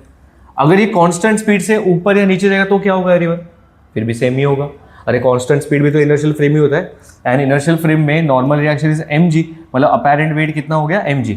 बेसिकली जितना हम बाहर फील करते हैं, जितना नॉर्मली हम फील करते हैं वेट, उतना ही वेट हमें लिफ्ट में फील होगा। अगर वो रुकी हुई है, अगर वो ऊपर सेम स्पीड से जा रही है, या फिर वो नीचे सेम स्पीड से आ रही है, तो in all three cases, okay. अभी यहाँ आ जाओ, इंटरेस्टिंग केस है एवरीवन। अगर ये लिफ्ट ने ऊपर एक्सेलरेट किया गाइस, क्या बोला मैंने, अगर ये लिफ्ट ने ऊपर एक्सेलरेट किया तो क्या, आ जाओ चेक करते। See you are standing over here, है ना। कौन से फोर्स लगेंगे इस पे बताओ मुझे, डाउनवर्ड डायरेक्शन में mg। गाइस क्लियरली मालूम पड़ रहा है एक्सेलरेशन की वजह से कैसे टाइप का बॉडी है, नॉन इनर्शियल टाइप का बॉडी है। जो नॉन इनर्शियल टाइप का बॉडी होता है उसके ऊपर मुझे कौन सा फोर्स लगाना पड़ता है, सूडो फोर्स लगाना पड़ता है ना। तो सूडो फोर्स कहाँ लगता है, एक्सेलरेशन के अपोजिट। तो देखो ये रहा एक्सेलरेशन के अपोजिट, मैंने यहाँ पे एक फोर्स m इंटू ए, ये रहा सूडो फोर्स, ये लगा दिया। अब जैसे सूडो फोर्स लगा दिया विच मीन्स कि you entered in this frame, बराबर ना। ये अपवर्ड फोर्स कौन सा है गाइस? ये नॉर्मल रिएक्शन। क्या है ये? Normal reaction. वही तो है हमारा अपैरेंट वेट, उसी की तो वैल्यू फाइंड करनी है। अब तुम मुझे बताओ, जब तुम लिफ्ट के अंदर हो और तुम इस पर्सन को देखोगे, तब ये पर्सन थोड़ी ना तुमको ऊपर जाता हुआ दिखेगा, ये नीचे आता हुआ दिखेगा, पूरी फ्रेम ही साथ में जा रही है ना। Which means for you this body is at rest. और कोई भी बॉडी रेस्ट पे कब होती है? जब उसका total upward force downward force क्या हो? सेम हो। Which means N dash is equal to M g plus m a, है ना। चाहिए तो m कॉमन निकाल दो, अंदर बचेगा g प्लस ए। ये क्या हो गया तुम्हारा? Normal reaction. Normal reaction is what? m into bracket g plus A. सब लोग अच्छे से, एकदम अच्छे से इसको याद रखेंगे। I hope we are clear. एक छोटा सा होमवर्क दे रहा हूं, जब लिफ्ट डाउनवर्ड डायरेक्शन में एक्सेलरेट करेगी तभी क्या करना है ये तुमको मुझे बताना है, ठीक है। Now it is accelerating in downward direction. एक हिंट दूंगा यहाँ पे, सूडो फोर्स होता है एक्सेलरेशन के अपोजिट, तो सूडो फोर्स लगा के दे देता हूँ यहाँ पे खाली, this is going to be your pseudo force. बाकी सारे फोर्स एज इट इज रहेंगे। अब यहाँ से तुम्हें मुझे एन डैश की वैल्यू बतानी है, ठीक है। सब लोग ट्राई करेंगे वीडियो पॉज करके।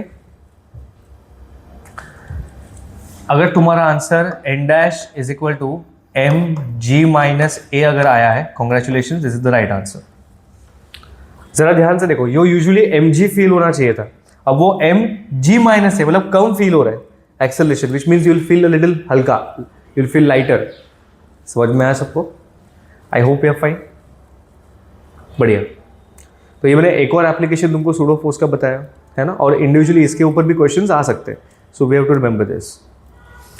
Lift stationary, moving up with constant speed, moving down with constant speed, normal weight और अपैरेंट वेट क्या होगा? Same.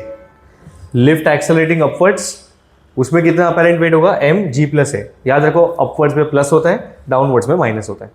Okay, next. I hope यहां तक क्लियर एकदम सबको। एक छोटा सा मैं तुमको यहाँ पे प्रॉब्लम डिस्कस करूंगा एवरीवन। तुम सबने ये तो सुना ही रहेगा, force is equal to mass into acceleration.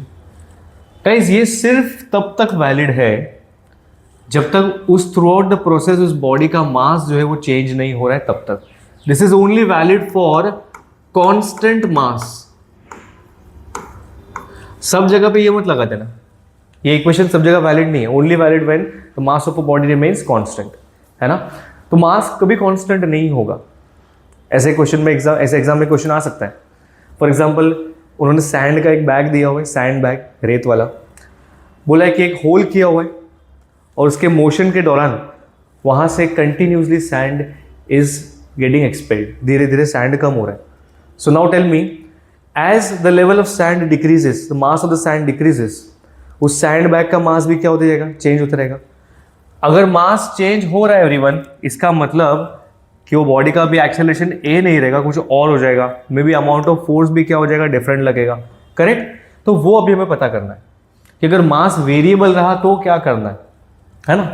आ जाओ, सबसे बेस्ट एग्जांपल मैं तुमको दूं। सबसे बेस्ट एग्जांपल है रॉकेट प्रोपल्शन का। गाइस देखो, इमेजिन करो दिस इज अ रॉकेट। अब इसने क्या किया एवरीवन? इसने लेट्स से वर्टिकल फायरिंग किया, तो डाउनवर्ड डायरेक्शन में उसको एग्जॉस्ट करना पड़ेगा, ऐसे, है ना, एग्जॉस्ट लगाना पड़ेगा। अच्छा, इसका वैसे खुद का वेट ही बहुत ज़्यादा होता है, मालूम है ना। In fact do you no 96% of the total mass of the rocket is because of its fuel. Hardly 4-5% का ही कुछ तो काम की चीज़ होती है, बाकी सारा उसका फ्यूल ही होता है। मतलब majority of the time rocket को खुद के फ्यूल को ही क्या करना है? ओवरकम करना है। अच्छा मुझे बताओ, जैसे रॉकेट नीचे थ्रस्ट लगाएगा वैसे रॉकेट के ऊपर लगेगा अपवर्ड डायरेक्शन में थ्रस्ट, FTH, है ना। इस अपवर्ड थ्रस्ट की वजह से ही रॉकेट का क्या करेगा? ऊपर एक्सेलरेट करेगा, है ना। रॉकेट का मास मैंने m लिया हुआ है। Correct everyone? गाइस जरा सोच के मेरे को बताना, F is equal to M A हम लोग ने पढ़ा है ना। F net is equal to mass into acceleration. चलो हेल्प करो मेरे को थोड़ी यहाँ पे। अपवर्ड एक्सेलरेट किया ये, इसका मतलब ये है कि टोटल ऊपर का फोर्स क्या होगा? ज़्यादा होगा, नीचे का फोर्स कम होगा। मतलब बड़ा फोर्स माइनस छोटा फोर्स, क्या बोला मैंने? बड़ा फोर्स माइनस छोटा फोर्स इज इक्वल टू इस पूरी चीज़ का मास, क्या दिया है? इस रॉकेट का मास m दिया है ना, इनटू रॉकेट का एक्सेलरेशन a। तो इसको यहाँ पे फिलहाल हम लोग रखते हैं ना, इक्वेशन नंबर 1 इसको साइड में रख दो। अभी आगे बढ़ते हैं, जरा सोचो और मुझे बताओ, बाय न्यूटन सेकेंड लॉ, ठीक है, FTH, the rate of change of momentum of a body, the rate of change of momentum of a body is equal to force applied. ये पढ़ा था हम लोगों ने, और जहां मोमेंटम चेंज होता है वही फोर्स लगता है, ये भी पढ़ा था हम लोगों ने। विच मीन्स अगर मैं यहां पे P के बदले, मोमेंटम के बदले M इंटू वी डाल दो तो कोई दिक्कत तो है नहीं किसी को, है ना, कर सकते हैं डेफिनेटली। P का वैल्यू ही तो होता है M इंटू वी, तो डाल दिया मैंने। इस नॉर्मली डेरिवेटिव में हम लोग कांस्टेंट मल्टीपल रूल से कांस्टेंट को डायरेक्ट बाहर निकाल देते हैं। बस इस केस में क्या होगा गाइस कि यहां पे ना मास कांस्टेंट है ना वेलोसिटी कांस्टेंट है। जरा चेक करो एवरीवन, मास तो चेंज हो रहा है ना, मास बार बार क्या हो रहा है, चेंज। थोड़ा ऊपर जाएगा फ्यूल कम हो जाएगा तो मास कम हो गया, थोड़ा और ऊपर जाएगा फ्यूल और कम हो जाएगा, मास और कम हो गया। तो यहां इस केस में क्या किया जाएगा, इस यहां देखना जरा, जरा u इंटू वी रूल लगाओ ना, u v रूल डेरिवेटिव का, u into derivative of v plus v into derivative of u, correct, ये सबको पता है, u v rule, product rule बोलते हैं इसको। गाइस मुझे एक चीज बतानी है, जो v तुम देख रहे हो ना गाइस, ये v होता है एग्जॉस्ट वेलोसिटी। क्या होता है ये, एग्जॉस्ट, किस स्पीड से रॉकेट ने फ्यूल को इजेक्ट किया है, this is that exhaust velocity. और जनरली इसको कांस्टेंट रखा जाता है। क्या रखा जाता है, कांस्टेंट, है ना। क्वेश्चन में ज्यादातर टाइम मेंशन भी करते हैं कि exhaust velocity is so and so, मतलब उसको कांस्टेंट वैल्यू पकड़नी होती है। तो अगर v ही कांस्टेंट है तो ये पूरा dv, चेंज इन v तो जीरो ही हो जाएगा, कांस्टेंट है ना, चेंज कैसे होगा, तो ये पूरी चीज क्या हो गई, जीरो हो गई, है ना। नाउ v, क्या बोला मैंने, ये v क्या है तुम्हारा, v एग्जॉस्ट, तो exhaust velocity into dm by dt करोगे तब जाके तुमको क्या मिलेगा एवरीवन, FTH, मतलब ये है तुम्हारा thrust acting on a rocket. समझ आया, क्या फॉर्मूला है उसका, v dm by dt, v is exhaust velocity, dm by dt पे आते हैं अभी। गाइस dm मतलब चेंज इन मास, है ना, मतलब इस केस में क्या हो रहा है, कंज्यूम हो रहा है मास। तो how fast the mass is being consumed divide by dt, मतलब क्या हो गया, टाइम। तो dm बाई dt को लिखने का kg पर सेकेंड, क्या लिखने का एवरीवन इसको, kg पर सेकेंड, है ना। dm बाई dt आइडेंटिफाई करने सबसे बेस्ट तरीका यह है कि क्वेश्चन में kg पर सेकेंड ढूंढ लो, जहां तुमको kg पर सेकेंड मिल गया समझ जाओ कि ये dm बाई dt की वैल्यू है। तो यहां से तुम लोग FTH निकाल के यहां भी डाल सकते हो, या तो यहां से FTH निकाल के यहां डाल सकते हो, बाकी चीजें मिल सकती है तुमको, है ना। ये दो चीजें बहुत अच्छे से, वैसे ये कोई अलग से फॉर्मूला तो नहीं है मेरे हिसाब से, ये यही से आया ना, ये तो अपन ने पढ़ा ऑलरेडी लॉज ऑफ मोशन में। So this is not a different formula, you can remember this as a formula, ठीक है। So this is the case of rocket propulsion, rocket propulsion।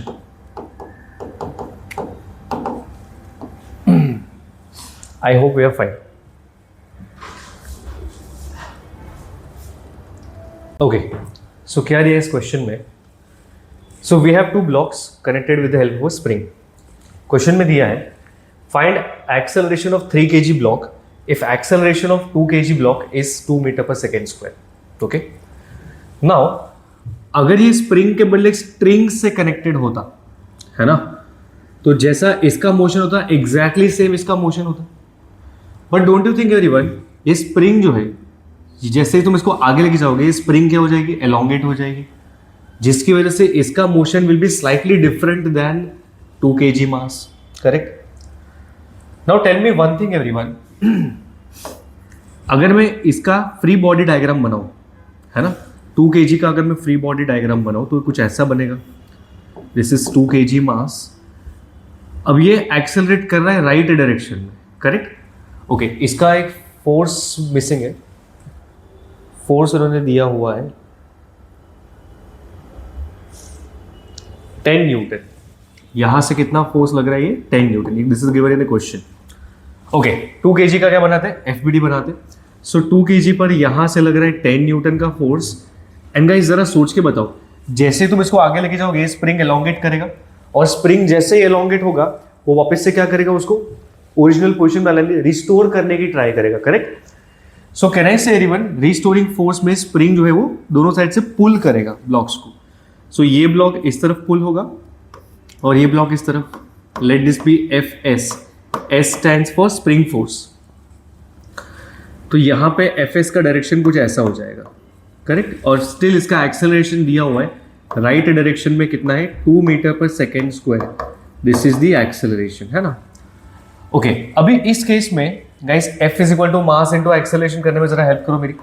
क्या बोला मैंने, net force is equal to mass into acceleration. Okay now mass कितना है यहाँ पे बताना जरा मेरे को, 2 kg मास। और नेट फोर्स क्या करेंगे, बड़ा फोर्स माइनस छोटा फोर्स।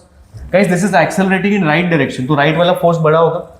बड़ा फोर्स कितना है 10, छोटा फोर्स कितना है एफ एस, तो 10 माइनस एफ एस करना पड़ेगा। क्या करेंगे, 10 minus F S is equal to mass into इसका एक्सेलरेशन विच इज 2, करेक्ट। यहां से एफ एस मिल जाएगा हमें, एफ एस को राइट में ले लो, ये 4 को लेफ्ट में ले लो, तो 10 minus 4 is equal to F S, और यहां से एफ एस की वैल्यू हो जाती है क्या, 6। बट हमें क्वेश्चन में एफ एस नहीं पूछा एवरीवन, हमें पूछा है इसका एक्सेलरेशन बताओ।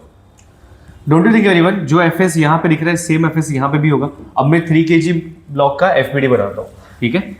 ये रहा 3 kg का ब्लॉक तुम्हारा, उसके ऊपर सिर्फ एक फोर्स लग रहा है गाइस, नोटिस करो एफ एस। तो मैं यहां से ना एफ एस बना देता हूँ इसके ऊपर F S. I don't think any other force acts on 3 kg particle.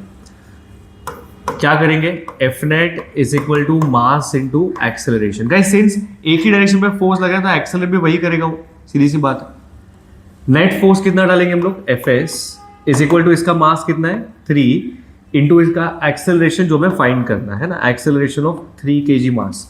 A3 की value we need to find.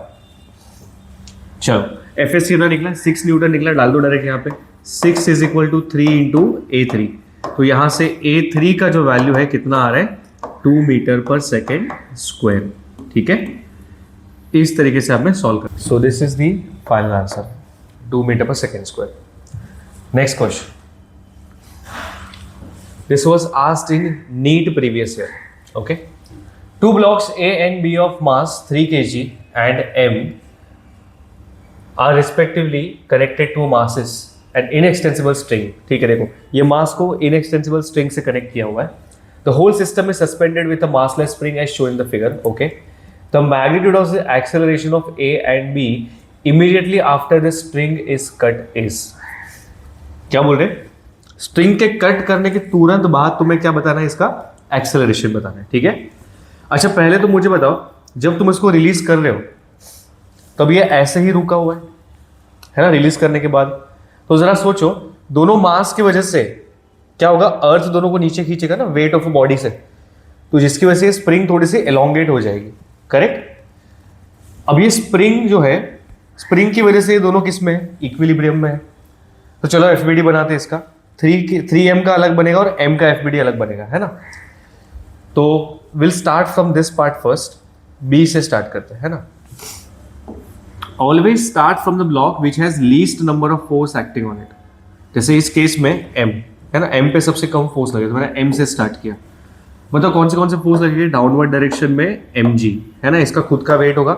और ऊपर देखो यहाँ पे स्ट्रिंग दिख रहा है, तो स्ट्रिंग में यहाँ पे ऐसा टेंशन आएगा ना, तो यहां से मैंने क्या बना दिया, टेंशन बना दिया अपवर्ड डायरेक्शन में t, करेक्ट। नाउ 3m भी है हमारे पास में, 3m का भी एफबीडी बना लेते हैं। ये रहा हमारा 3m। कौन से फोर्स लगेंगे मतलब इसके ऊपर, सबसे पहले तो डाउनवर्ड डायरेक्शन में mg। अच्छा mg यहां पे कितना हो जाएगा, 3mg। कितना हो जाएगा, 3mg। नाउ एक और यहां पे देखो तुम लोग t, एक और टेंशन लग रहा है नीचे की तरफ, नीचे के स्प्रिंग उसको खींच रहा है। सो यहां पे हम लोग क्या करेंगे, there is one more t over here.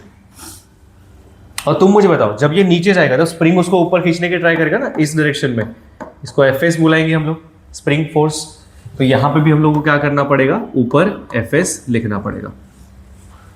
Both of them are in equilibrium, which means in दोनों के ऊपर टोटल अपवर्ड और डाउनवर्ड फोर्स क्या होने चाहिए, सेम होने चाहिए। So T is equal to क्या हो जाएगा इस केस में, mg, है ना। अपवर्ड डाउनवर्ड क्या हो गया, सेम हो गया। यहां पर भी कर दो एक चीज, टोटल अपवर्ड कितना आ रहा है, fs, is equal to total downward कितना आ रहेगा इस टी और 3 mg दोनों आ रहा है, तो टी प्लस 3 mg, यहां पर टी के बदले mg डालो, सो mg प्लस 3 mg कितना हो गया ये 4 mg इज इक्वल टू क्या हो जाएगा fs हो जाएगा, है ना। तो यहां पे हम लोग को मिल चुकी है स्प्रिंग फोर्स की वैल्यू 4 mg। उन्होंने हम लोग को क्या पूछा है पहले वो तो सुनो। फिलहाल तक तो ये जीरो एक्सेलरेशन है, राइट, क्योंकि पूरा का पूरा इक्विलिब्रियम में। जब मैं इस स्ट्रिंग को कट कर दूंगा गाइस, ध्यान से देखो, जब इस स्ट्रिंग को कट कर दिया जाए तब डोंट यू थिंक ये दोनों टेंशन जीरो हो जाएगा, है ना। ये टी की वैल्यू क्या हो जाएगी, जीरो हो जाएगी। एक काम करते हैं, नया एफबीडी बनाते हैं, सेम होगा खाली उसमें टी नहीं होगा, है ना। तो ये नीचे वाला ब्लॉक बी का एफबीडी कैसे बनेगा बताओ जरा मेरे को। समथिंग लाइक दिस,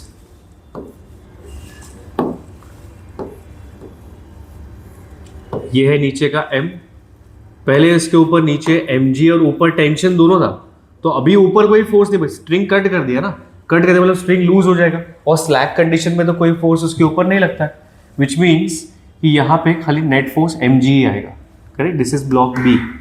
अब ब्लॉक ए का भी बना दो, ध्यान से देखो, ब्लॉक ए के ऊपर क्या लग रहा है, डाउनवर्ड डायरेक्शन में 3 mg t और ऊपर fs।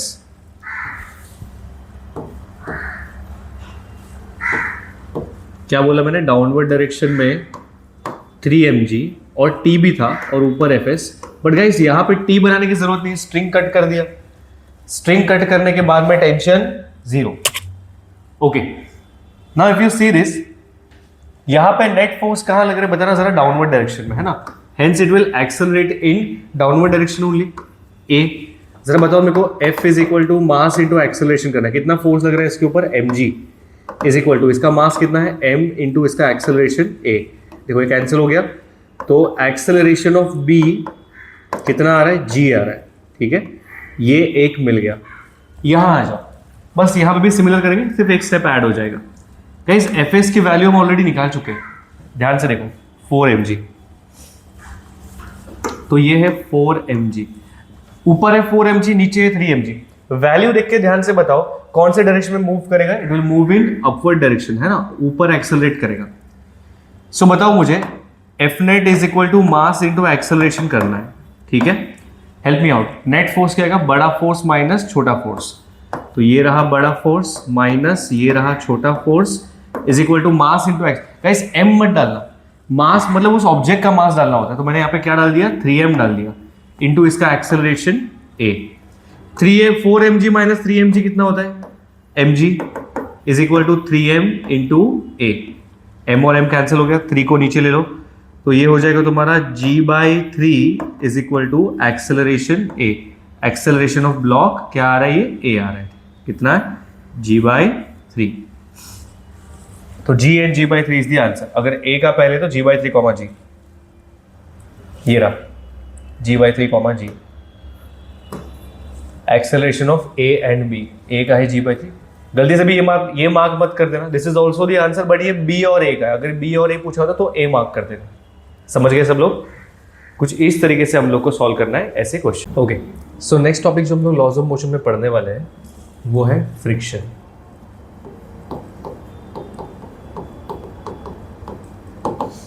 गाइस फ्रिक्शन मेजरली दो टाइप का हम लोग कैटेगराइज करते हैं। सबसे पहले तो there is kinetic friction and then there is static friction.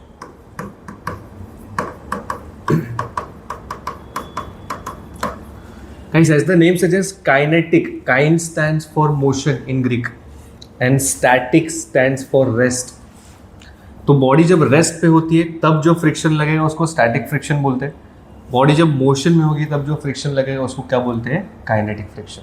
Okay, now एक एग्जांपल लेते हैं। Let's say there is an object और ये है रफ सरफेस के ऊपर, ठीक है। सबसे पहले तो अमाउंट ऑफ फ्रिक्शन जो है ना वो डिपेंड करेगा सरफेस के रफनेस पे। किस पे डिपेंड करेगा, सरफेस के रफनेस पे, है ना। अगर ज़्यादा रफ सरफेस है तो उस पर फ्रिक्शन हम लोग को ज़्यादा मिलेगा, अगर लेसर रफ सरफेस है, स्मूदर सरफेस है, तो वहाँ पर हम लोग को amount of friction will be laser.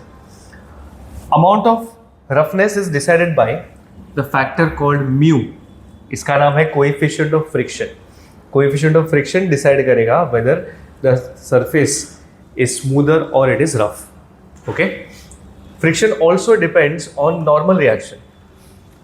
जिस भी ऑब्जेक्ट पे नॉर्मल रिएक्शन ज़्यादा होगा उसका amount of friction will be more. If normal reaction is less the amount of friction is also less. Okay, आओ एक दो चीज़ करके बताता तुम लोगों को। सो यहाँ पे फ्रिक्शन की जो वैल्यू है ना, it is mu into N, ये हम लोग को याद रखना है। अमाउंट ऑफ फ्रिक्शन कितना होता है, म्यू इंटू एन।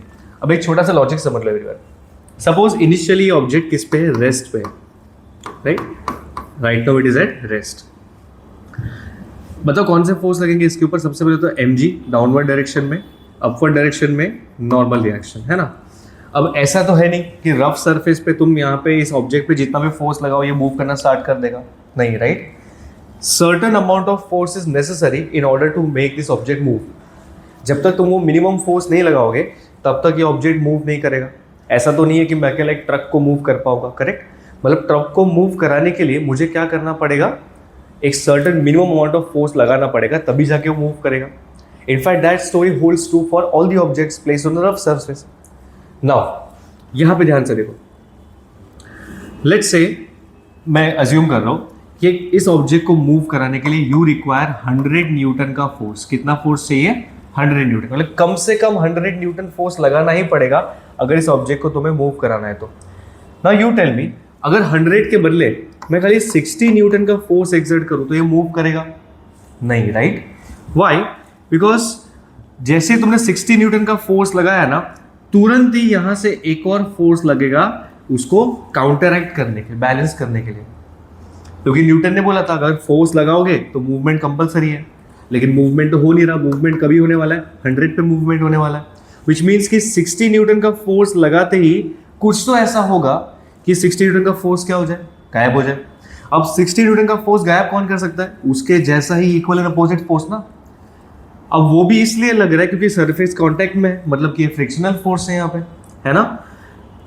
तो कैन आई से एवरीवन, 60 के बदले अगर मैं 80 न्यूटन का भी फोर्स लगाता तो ये भी कितना हो जाता, 80 न्यूटन। 90 लगा तो 90 न्यूटन हो जाता। This story will hold true up to 100 newton. जैसे 100 न्यूटन का फोर्स तुम लगा दोगे, लेट्स से अभी तुमने 100 से 110 न्यूटन का फोर्स लगा दिया, तो डेफिनेटली इसका मूवमेंट होना पक्का है ना। ये मूव करने लगेगा। एंड गाइस, जैसे ये मूव करेगा तो फ्रिक्शन की जो वैल्यू है ना, ये सीधी हो जाएगी क्या, म्यू इंटू एन। क्या हो जाएगी? Mu into N. खाली एक चीज का ध्यान रखना है एवरीवन, अगर ऑब्जेक्ट मूवमेंट में है तो इस कोएफिशिएंट ऑफ फ्रिक्शन को म्यू के लिखना है, कोएफिशिएंट ऑफ काइनेटिक फ्रिक्शन। अगर ये रेस्ट पे है एवरीवन तो हम लोग इसको म्यू एस से रिप्लेस करेंगे। दो टाइप के म्यू होते हैं, म्यू एस और mu K. And as you must have guessed कि स्टैटिक फ्रिक्शन जो है हमेशा ज़्यादा होता है as compare to kinetic friction. Kinetic friction is slightly lower than static friction, ठीक है? ये चीज़ याद रखना। और ये जो मैंने तुमने 100 न्यूटन अभी डायरेक्ट बता दिया है ना, एग्जाम में डायरेक्टली बताएंगे नहीं, इनडायरेक्टली बताएंगे। एग्जाम में दिल से कि minimum so and so amount of forces required, क्या बोलेंगे कि minimum so and so forces required, उसके लिए हिंट दिया होगा, पहले वो समझो। उसके लिए तुम लोग को क्वेश्चन में म्यू की वैल्यू दी होगी, है ना। इसके साथ में तुमको कहीं ना कहीं से नॉर्मल रिएक्शन फाइंड आउट करना पड़ेगा फ्री बॉडी डायग्राम बना के। अगर ये दो चीज तुमको मिल गई तो तुम लोग इसकी वैल्यू निकाल पाओगे। इसका फॉर्मूला है, बाय द वे इसको क्या बुलाते हैं, मैक्सिमम फ्रिक्शन, है ना, also known as limiting friction. क्या बोलते हैं इसको? लिमिटिंग फ्रिक्शन का फॉर्मूला होता है mu into N. But obviously फिलहाल क्योंकि ये रुका हुआ है तो हम लोग को म्यू एस डालना पड़ेगा, mu S into N. Limiting friction का फॉर्मूला क्या होता है guys? Mu S into N. तो सबसे पहले तो तुमको ये और ये वैल्यू डाल के ये एस्टैब्लिश करना पड़ेगा, ये वैल्यू निकालनी पड़ेगी। म्यू तुम लोग क्या करोगे, एफ लिमिटिंग के पहले वैल्यू निकालोगे, पहले पता करोगे कि कितना फोर्स लगाने पे इसका मूवमेंट हो रहा है, पहले ये चीज पता करोगे। And once you aware of that, फिर तुम्हें कंपेयर करना है कि अच्छा ये 100 न्यूटन है और यहाँ पे तो मूवमेंट के लिए कितना रिस्पॉन्सिबल है, 110 रिस्पॉन्सिबल है, विच मीन्स कि ये मूव करना स्टार्ट करेगा। ठीक है, कुछ इस तरीके से तुमको ये चीज समझनी है। I hope we are fine. एक क्वेश्चन करके दिखाऊंगा, सब कुछ क्लियर हो जाएगा। ठीक है, आ जाओ। ये क्वेश्चन देखो, क्या दिया है क्वेश्चन में? 4 kg का ब्लॉक है, म्यू की वैल्यू है 0.6, 20 न्यूटन का उसके ऊपर एक्सटर्नल फोर्स लग रहा है। हमको क्या फाइंड आउट करने बोल रहे हैं?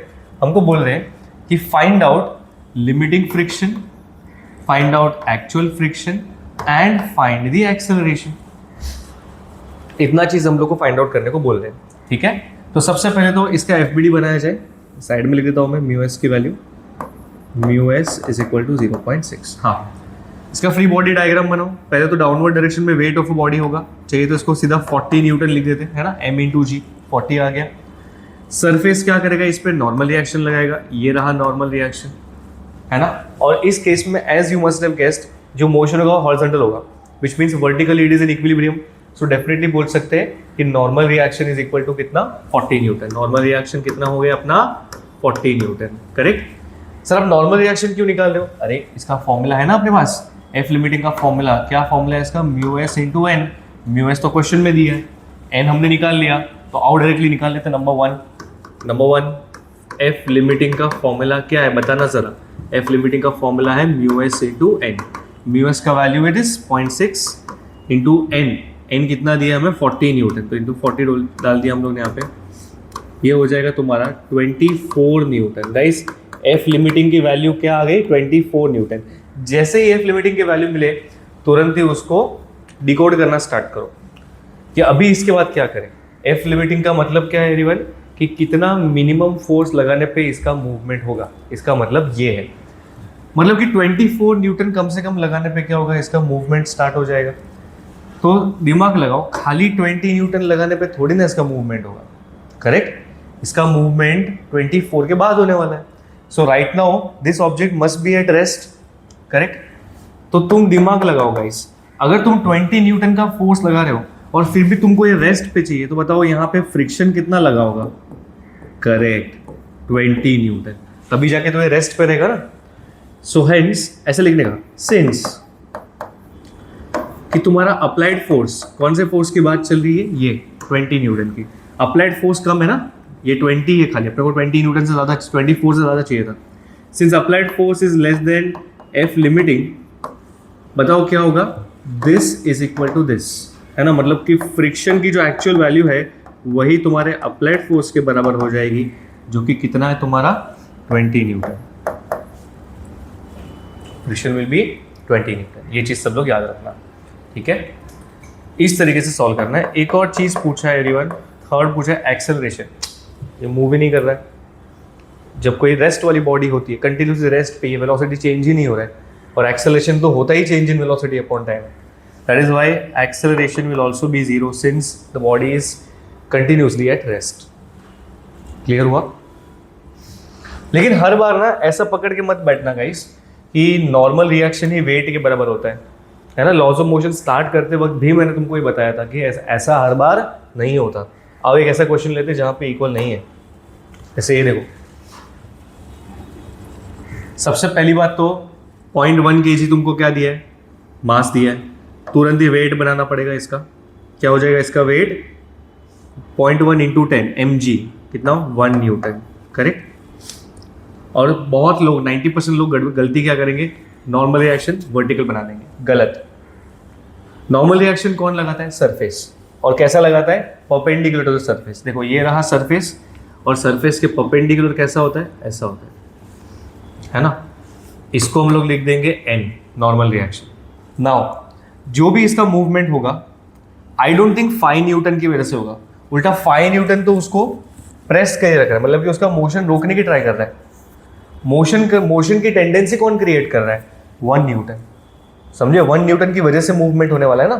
ना हु केयर्स कि हम उसके ऊपर फिजिकली फोर्स एक्सर्ट कर रहे हैं कि ग्रेविटी लगा रहा है। हमें हमेशा किसको चेक करना है, जो मोशन को कॉज करेगा उसको चेक करना है। यहाँ पे मोशन को कॉज कौन कर रहा है, ये 1 न्यूटन। तो always check for this 1 newton, ठीक है।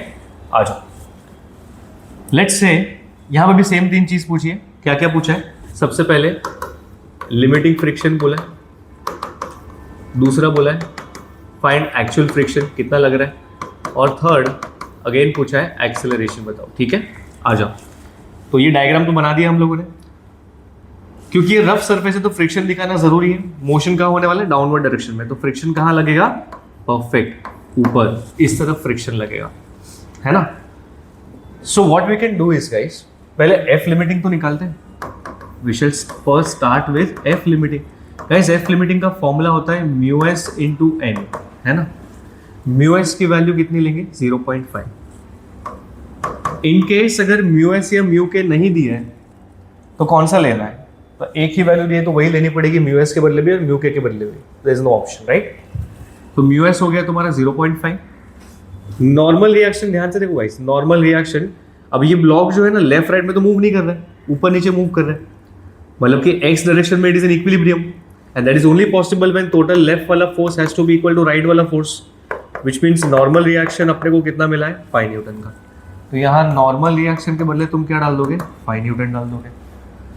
5 इंटू 0.5 करो 2.5 न्यूटन हो जाएगा, ये कितना हो जाएगा 2.5 न्यूटन, ठीक है। ये हो गया तुम्हारा लिमिटिंग फ्रिक्शन कि 2.5 न्यूटन फोर्स लगने पे ये मूव करना स्टार्ट करेगा, है ना। तो जरा चेक करो हमारा अप्लाइड फोर्स कितना है, 5 मत बोलना, 5 हमने लगाया अग्रीड, बट 5 न्यूटन की वजह से थोड़ी ना मोशन हो रहा है। चेक कौन सा करना होता है, वो फोर्स जिसमें मोशन, जो मोशन कॉज करने वाला है। आई थिंक मोशन यहाँ पे 1 न्यूटन कॉज करने वाला है डाउनवर्ड डायरेक्शन में। The tendency of motion is due to this 1 newton force. इसीलिए what we will do guys कि यही होगा अपना अप्लाइड फोर्स, समझे, ना कि ये। Will consider this as our applied force. क्या करेंगे अगर नेक्स्ट स्टेप में, ध्यान से देखो 2.5 पे ना, अगर ये 2.5 या उससे ज़्यादा होता तो मूव करता, बट हमारा तो सिर्फ 1 न्यूटन है, तो क्या करेंगे एवरीवन, कम हो ना। अब मुझे बताओ कि ये मूव नहीं कर रहा है, इसका मतलब कि जितना नीचे फोर्स लग रहा है उतना ही क्या लगना चाहिए, ऊपर लगना चाहिए। तो अभी क्या सिखाया था मैंने, कैसे लिखना है इसको, सिंस हमारा अप्लाइड फोर्स जो है ये कम है as compare to, since applied force is less than the limiting friction, इसलिए हम लोग क्या करेंगे एवरीवन, हमारा फ्रिक्शन भी हो जाएगा किसके बराबर, अप्लाइड फोर्स के बराबर। क्यों, रुकाए रखना है ना यार, बैलेंस फोर्स लगाना पड़ेगा, सिंपल। तो अगर ये रुका हुआ है तो अगेन पिछले एग्जांपल की तरह इसका एक्सेलरेशन भी क्या हो जाएगा, 0 हो जाएगा। क्या हो जाएगा, इसका 0 हो जाएगा। आई होप यहाँ तक सबको क्लियर है ना। ऐसा एक और क्वेश्चन सॉल्व करते धीरे धीरे, तो इजी क्वेश्चन थे, धीरे धीरे विल लेवल अप। आओ नेक्स्ट क्वेश्चन सॉल्व करते हैं। क्या दिया है यहाँ पे, जरा ध्यान से देखो। Coefficient of static friction mu S between block A of mass 2 kg and a table as shown in the figure is 0.2, ठीक है। म्यू की वैल्यू दी हुई है ना, देखो यहाँ पे। सो आई कैन से यहाँ पे mu is 0.2। What would be the maximum mass of block B so that 2 blocks do not move? ये B वाले का मास कितना होना चाहिए, मास ऑफ B कितना होना चाहिए कि दोनों ब्लॉक मूव ना करें, बराबर। और देखो कैसा है कि यहाँ पे फ्रिक्शन है ना, तो फ्रिक्शन हमेशा इसको नीचे स्लाइड होने से बचाएगा, ट्राई करेगा एटलीस्ट कि इसको स्लाइड ना होने दे। बट अगर तुम लोग बार बार इसका मास बढ़ाते जाओ तो कभी कभी तो ऐसा होगा ना कि ये हैवी हो गया और सीधा नीचे चले गया। तो मुझे पूछ रहे कि मैक्सिमम वैल्यू ऑफ मास कितना है जब ये नीचे आना स्टार्ट होगा, या एटलीस्ट स्टार्ट होने के जस्ट पहले कितना होगा। गाइस मेरा इस पर सिंपल लॉजिक ये है, ये नीचे तब आएगा जब ये वाला फोर्स ज़्यादा हो। इसका वेट, कोई भी चीज़ का वेट क्या होता है, मास इंटू जी, इसलिए मैंने यहाँ पे एम बी इंटू जी लिख दिया। ध्यान से देखो क्या लिख दिया, मास ऑफ बी इंटू जी, ये वेट हो गया, है ना। ये वाला फोर्स ज़्यादा हो as compare to resistive force by friction. And guys resistive force by friction को मैं ऐसे लिखूँ ना, चलेगा ना। ये क्या है तुम्हारा फ्रिक्शन, नॉर्मल फ्रिक्शन। सपोज तुमने मास बढ़ाया तो फ्रिक्शन बढ़ेगा, तुमने और मास बढ़ाया और फ्रिक्शन बढ़ेगा, तुमने और मास बढ़ाया और फ्रिक्शन बढ़ेगा। But guys don't you think friction की भी तो कोई मैक्सिमम वैल्यू होगी, लिमिटिंग वैल्यू होगी। ये सिर्फ तब तक ही हो पाएगा, उसके बियॉन्ड ये पॉसिबल नहीं है। इसलिए हम लोग क्या लिखेंगे एवरीवन कि weight has to be equal to F limiting, है ना। क्या बोला मैंने कि हमारा जो वेट है ब्लॉक का, जिस दिन ये और ये इक्वल हुए तब तक तुम्हें इसकी मैक्सिमम वैल्यू भी मिलेगी और ये नीचे भी नहीं जाएगा। तो हम लोग इसको क्या लिख देंगे everyone, F limiting will be equal to M B into G. Okay, हमको एम बी की वैल्यू चाहिए, बस यहाँ पे वैल्यू डालो, आंसर आ गया। तो सबसे पहले तो एम बी हमको चाहिए, जी को एज इट इज रखो, is equal to, guys friction की वैल्यू होती है म्यू इंटू एन, अगर तुमको याद है। म्यू क्वेश्चन में दे दिया तुमको 0.2 और स्टैटिक भी बोला है, so not to worry. 0.2 into normal reaction. Guys normal reaction जहाँ फ्रिक्शन लगता है उसका होता है। तो अगर ये 2 kg का ब्लॉक है तो इसका वेट 20 न्यूटन हो जाएगा और नॉर्मल रिएक्शन भी कुछ इस तरह होगा, है ना। सो कहने से नॉर्मल रिएक्शन ही हमारा 20 न्यूटन, तो डाल दो यहाँ पे 20 newton and that's it. mb into G को यहाँ ले लो, जी नीचे आ गया 10, तो देखो ये और ये गया, तो दैट्स इट। mb की value turns out to be कितना 0.4 kg। mb का वैल्यू कितना हो गया 0.4 kg। This was NEET previous year question. I hope you are fine. सिर्फ लिमिटिंग कंडीशन पे अच्छे से फोकस करना है, you'll automatic get your answer. ठीक है, आ जाओ। नेक्स्ट ये है तुम्हारा जेई का question. Everyone be very careful, सब लोग ध्यान से देखेंगे। Same question was asked in NEET also. क्या दिया है क्वेश्चन में, सुनो। A heavy uniform chain lies on a horizontal table top. साथ में हम लोग बनाते जाते डायग्राम, है ना। क्या बोल रहे, एक चेन है एवरीवन, तो मैं एक चेन ड्रॉ कर देता हूँ। सपोज ये है वो चेन, है ना, जो टेबल पे रखा हुआ है। अज्यूम करता हूँ इस चेन का जो लेंथ है, इस चेन का लेंथ हमने कितना लिया है, L लिया है। इसका मास क्या लिया है, M लिया है। ठीक है, पूरी चेन का लेंथ L और पूरी चेन का मास M। If coefficient of friction between the chain and the table is 0.25, चलो ठीक है, क्या दिया है ये, म्यू दे दिया। Then maximum fraction of the length of the chain that can hang over the edge of the table is.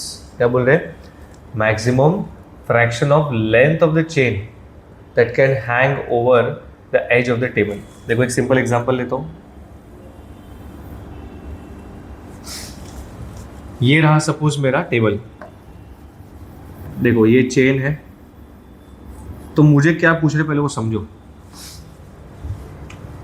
अगर मैं चेन का थोड़ा सा हिस्सा बाहर रखूं तो ये लटकते हुए पोर्शन की वजह से चेन नीचे आ जाएगी, है ना। क्या बोला मैंने, लटकते हुए पोर्शन की वजह से चेन क्या आ जाएगी, नीचे आ जाएगी। बट चेन को नीचे आने से रोकेगा कौन, फ्रिक्शन रोकेगा, है ना। पिछले एग्जांपल की तरह यहाँ भी वही हो रहा है, ध्यान से देखो। वहां पे एक मास लटक रहा था, बट यहाँ पे चेन का कुछ हिस्सा लटक रहा है। वहां पे उधर उस मास की वजह से, ध्यान से देखो गाइस, इस मास की वजह से मोशन हो रहा था, है ना, जो लटक रहा था वो पोर्शन। यहां पर भी हैंगिंग पोर्शन जो तुम देख रहे हो इस चेन का, इसकी वजह से मोशन होने वाला है, करेक्ट। मैं एक काम करता हूं, अगर पूरी चेन का लेंथ L दिया है ना, तो अज्यूम करता हूं कि X अमाउंट जो है ये हैंग कर रहा है। This is hanging, X amount कितना, X amount is hanging over the table. तो तुम मुझे बताओ, अगर L में से X अमाउंट लटक रहा है, हैंग कर रहा है, तो ये ऊपर वाला पोर्शन कितना होगा, L माइनस एक्स। सिंपल है ना, बेसिक बात। तो L में से X पोर्शन लटक रहा है और L माइनस एक्स ऊपर है, ठीक है। तो जरा सोच के बताना, तुम्हारा मोशन किसकी वजह से होगा, आई थिंक ये वाले पार्ट की वजह से, है ना। तो क्या इसका वेट मैं mg डाल सकता हूं, अरे m तो पूरी चेन का मास है, पूरी चेन थोड़ी ना है, चेन का कुछ हिस्सा है ना। तो क्या करेंगे, जरा ध्यान से सुनो। मेरे को क्या चाहिए, मेरे को शेडेड रीजन का वेट चाहिए, कि कितना वेट की वजह से मेरे को इसका वेट चाहिए। कैसे निकालेंगे मालूम है, देखो यहाँ पे क्या बोला मैंने, पूरी चेन का लेंथ L है। L लेंथ जिसका चेन है उसका मास अगर M है, तो तुमको किसका, X का चेन है, तो निकाल लो ना X का कितना, सीधा क्रॉस मल्टीप्लाई। समझे, L का मास अगर M है तो X का कितना, क्रॉस मल्टीप्लाई करो यहाँ पे, क्या हो जाएगा, X into M upon L। ये हो जाएगा क्या है, ये मास ऑफ हैंगिंग पार्ट, लटकता हुआ पोर्शन, ये इसका वेट है। ये लटकता हुआ पोर्शन क्या है, X into M by L, ठीक है। और वेट चाहिए तो G करना पड़ेगा, तुमने मास निकाला है, इंटू G करेंगे तो वेट होगा ना। इसकी वजह से मोशन होने वाला है ना। तो समझ लो टेंडेंसी ऑफ मोशन, मतलब कि अपना अप्लाइड फोर्स समझ लो, जिसकी वजह से मोशन हो सकता है। नाउ अगर तुमने अगर ये थोड़ा सा पोर्शन रखा तो शायद कुछ नहीं होगा, थोड़ा और बढ़ाओ कुछ ना हो, थोड़ा और बढ़ाओ थोड़ा, जब इतना हो गया तभी अभी, हाँ, this is the critical case. Now the chain will start to slip. तो मेरे को जानना है कि कितना पोर्शन है ना। अब तुमने क्या किया, बार बार वजन बढ़ाते गए। अब जैसे तुम बार बार वेट बढ़ाओगे तो ये फ्रिक्शन भी तो इंक्रीज होगा ना, और एट सर्टेन टाइम ये क्या हो जाएगा, लिमिटिंग फ्रिक्शन के बराबर हो जाएगा। तो मैं क्या करूंगा एवरीवन, इसको नीचे स्लाइड होने से प्रिवेंट करने के लिए कंडीशन क्या है, this has to be equal to this. है ना, पिछले एग्जाम्पल की तरह क्या बोला मैंने तुम लोगों को, this mx by L into G, क्या बोला मैंने, mx by L into G has to be equal to क्या, लिमिटिंग फ्रिक्शन, मैक्सिमम फ्रिक्शन के बराबर होना चाहिए। एंड बाय द वे ये क्या है तुम्हारा, weight of the hanging portion, याद रखना, this is weight of the hanging portion. चलो help me out, m into X into G by L has to be equal to, f limiting को क्या लिखेंगे गाइस, लिमिटिंग फ्रिक्शन होता है हमारा mu into N, mu into N की value, guys N होता है नॉर्मल रिएक्शन। अब जरा सोचो, नॉर्मल रिएक्शन इसका तो निकलेगा नहीं, नॉर्मल रिएक्शन किसका होता है, जो बॉडी पे फ्रिक्शन लग रहा है, किस पे फ्रिक्शन लग रहा है, आई थिंक ये वाला पार्ट, ध्यान से देखो, इतने पार्ट के ऊपर फ्रिक्शन लग रहा है, सही बोल रहा हूं मैं, बट द क्वेश्चन इज कि इसका नॉर्मल रिएक्शन निकालेंगे इसे, आई थिंक इसका जो नॉर्मल रिएक्शन होगा ना वो इसके वेट के बराबर होगा, है ना, इक्वल अपोजिट वाली बात हो गई, बट इसका वेट कैसे निकालें, अरे जैसे इसका निकाला वैसे इसका निकाल लो, है ना, कैसे निकालेंगे, देखो यहाँ पे, अगर L लेंथ का मास m है तो इसका लेंथ कितना है, L माइनस एक्स, है ना, देखो L माइनस एक्स, तो L माइनस एक्स लेंथ का मास कितना होगा, सीधा क्रॉस मल्टीप्लाई करेंगे, आंसर आ गया, देखो ये मल्टीप्लाई करो, L minus X into M upon L, ये हो गया mass of part which is on the table, into G करोगे तो वेट हो जाएगा, है ना, तो मैं यहाँ पे वही कर देता हूँ, L minus X into M upon L into G. अब ये क्या हो चुका है guys, this is the weight of the chain, क्या हो गया, चेन का वेट हो गया, ठीक है, which is equal to what, normal reaction. तो जो अपन यहाँ पे म्यू इंटू एन डालते थे, इस एन के बदले हम लोग क्या, ये वाला ब्रैकेट, ये येलो ब्रैकेट डालने वाले, ठीक है, so this will become M X G by L is equal to mu की वैल्यू, अच्छा म्यू भी दिया हुआ है 0.25, कहीं 0.25 के बदले उसको 1/4 भी तो लिख सकते हैं ना, ये 1/4 ही तो है 0.25, और नॉर्मल रिएक्शन को क्या बोलेंगे, L minus X into M into G upon L. कैसे देखो मैक्सिमम चीज़ है, M G by L gets cancelled, 4 को यहाँ भेज दो, 4 into X is equal to L minus X, X को यहाँ लेके आओ, तो 5x is equal to L, hence x equal to L by 5, बराबर।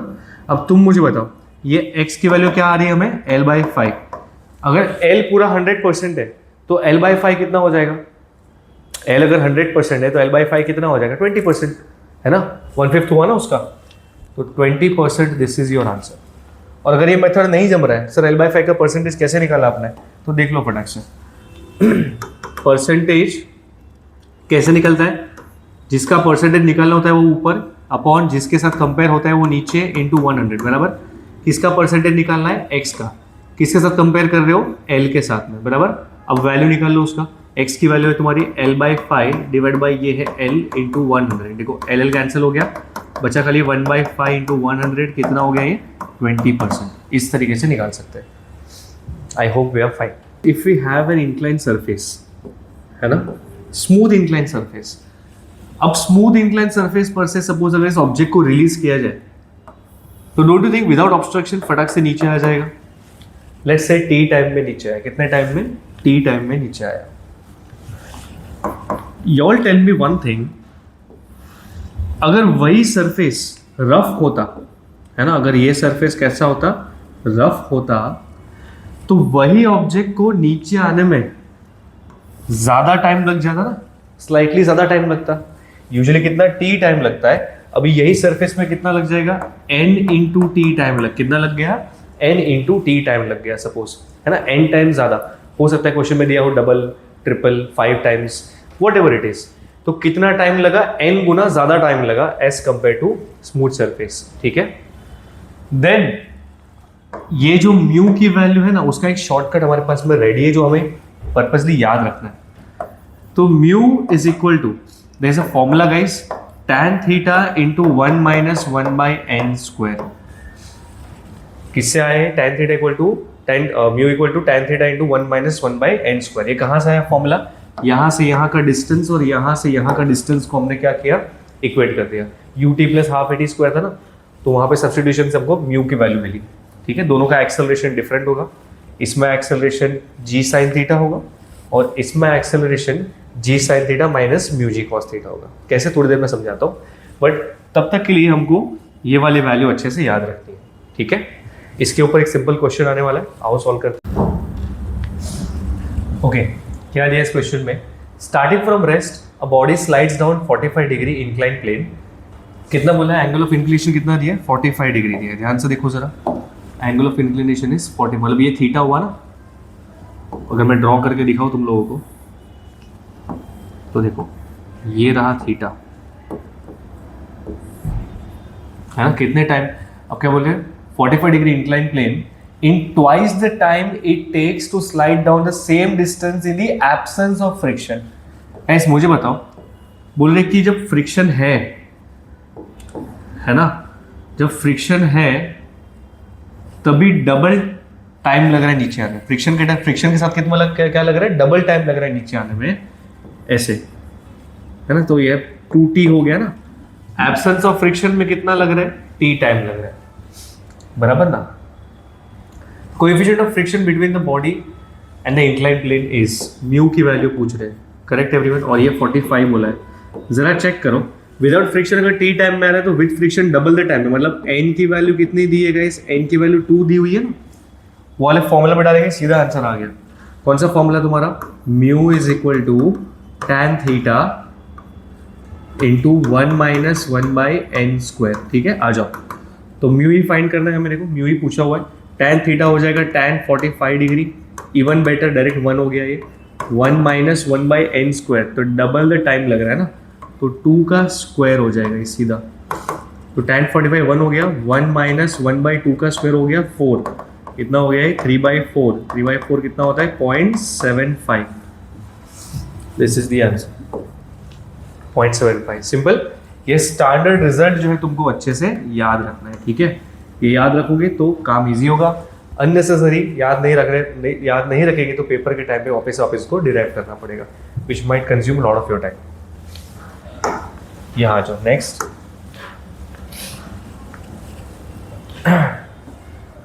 ओके, नेक्स्ट क्वेश्चन सॉल्व करने पहले जरा मेरे को एक चीज बताना। अगर सपोज रफ सरफेस है ना, अभी हम लोग को क्या बोला, रफ सरफेस, कोई बात नहीं। सपोज यहाँ पे हमारा ऑब्जेक्ट है, इसका जरा एफबीडी बनाओ जब ये नीचे स्लाइड डाउन करेगा, या एटलीस्ट चलो यहाँ पे है तब भी उसका मुझे फ्री बॉडी डायग्राम बताओ। सबसे पहले तो डाउनवर्ड डायरेक्शन में mg होता है, जिसके कंपोनेंट हम लोग लिखते हैं mg साइन थीटा और mg कॉस थीटा, है ना। सबको इतना तो पता ही है, this is mg sine theta and this is mg cos theta. एक और फोर्स लगता है नॉर्मल रिएक्शन फोर्स n यहाँ पे। अब क्योंकि ये ब्लॉक की नीचे आने की टेंडेंसी है, तो टेंडेंसी ऑफ मोशन ये हो गया mg साइन थीटा, तो उसको अपोज कौन करेगा, फ्रिक्शन अपोज करेगा ना। तो यहाँ पे मैंने बना दिया फ्रिक्शन, करेक्ट गाइस। अच्छा, टेल मी वन थिंग, अगर ये फिर भी एंगल बहुत ज्यादा हुआ तो don't you think by default ये नीचे की तरफ आएगा ऐसा। And I think because of this force only, mg sine theta की वजह से ये क्या आएगा, नीचे आएगा। तो अगर मेरे को नीचे के डायरेक्शन में एक्सेलरेशन कितना ये फाइंड करना है सपोज, है ना, find the acceleration which it slides down, तो क्या करेंगे जरा मुझे बताना। हम लोग जब ये करते आ रहे थे Newton second law, net force is equal to mass into acceleration. Net force क्या लिखेंगे बताओ, समथिंग माइनस समथिंग, क्या लिखेंगे, mg sine theta minus friction आएगा ना, ये mg sine theta minus friction equal to, इसका मास कितना है गाइस बताओ, m, इंटू इसका एक्सेलरेशन क्या हो जाएगा, a। क्या हो जाएगा, mg sine theta minus friction, friction को क्या लिखेंगे गाइस, म्यू इंटू एन होता है ना फ्रिक्शन, तो mu into n, guys n क्या दिखाई दे रहा है, mg कॉस थीटा, तो यहाँ पे लिख दो mg cos theta is equal to m into a. Guys यहाँ से m कॉमन निकाल के कैंसिल कर दो सामने वाले से, तो एक्सेलरेशन की वैल्यू क्या आ रही है, g sine theta minus mu into G into cos theta, जो मैंने तुमको पिछले एग्जाम्पल में बताया कि this will be the acceleration, है ना। अगर ये स्मूथ सरफेस होता तो ये वाला फ्रिक्शन होता ही नहीं यहाँ पे, मतलब acceleration would be only g sine theta, वो भी याद रख सकते हो, ठीक है।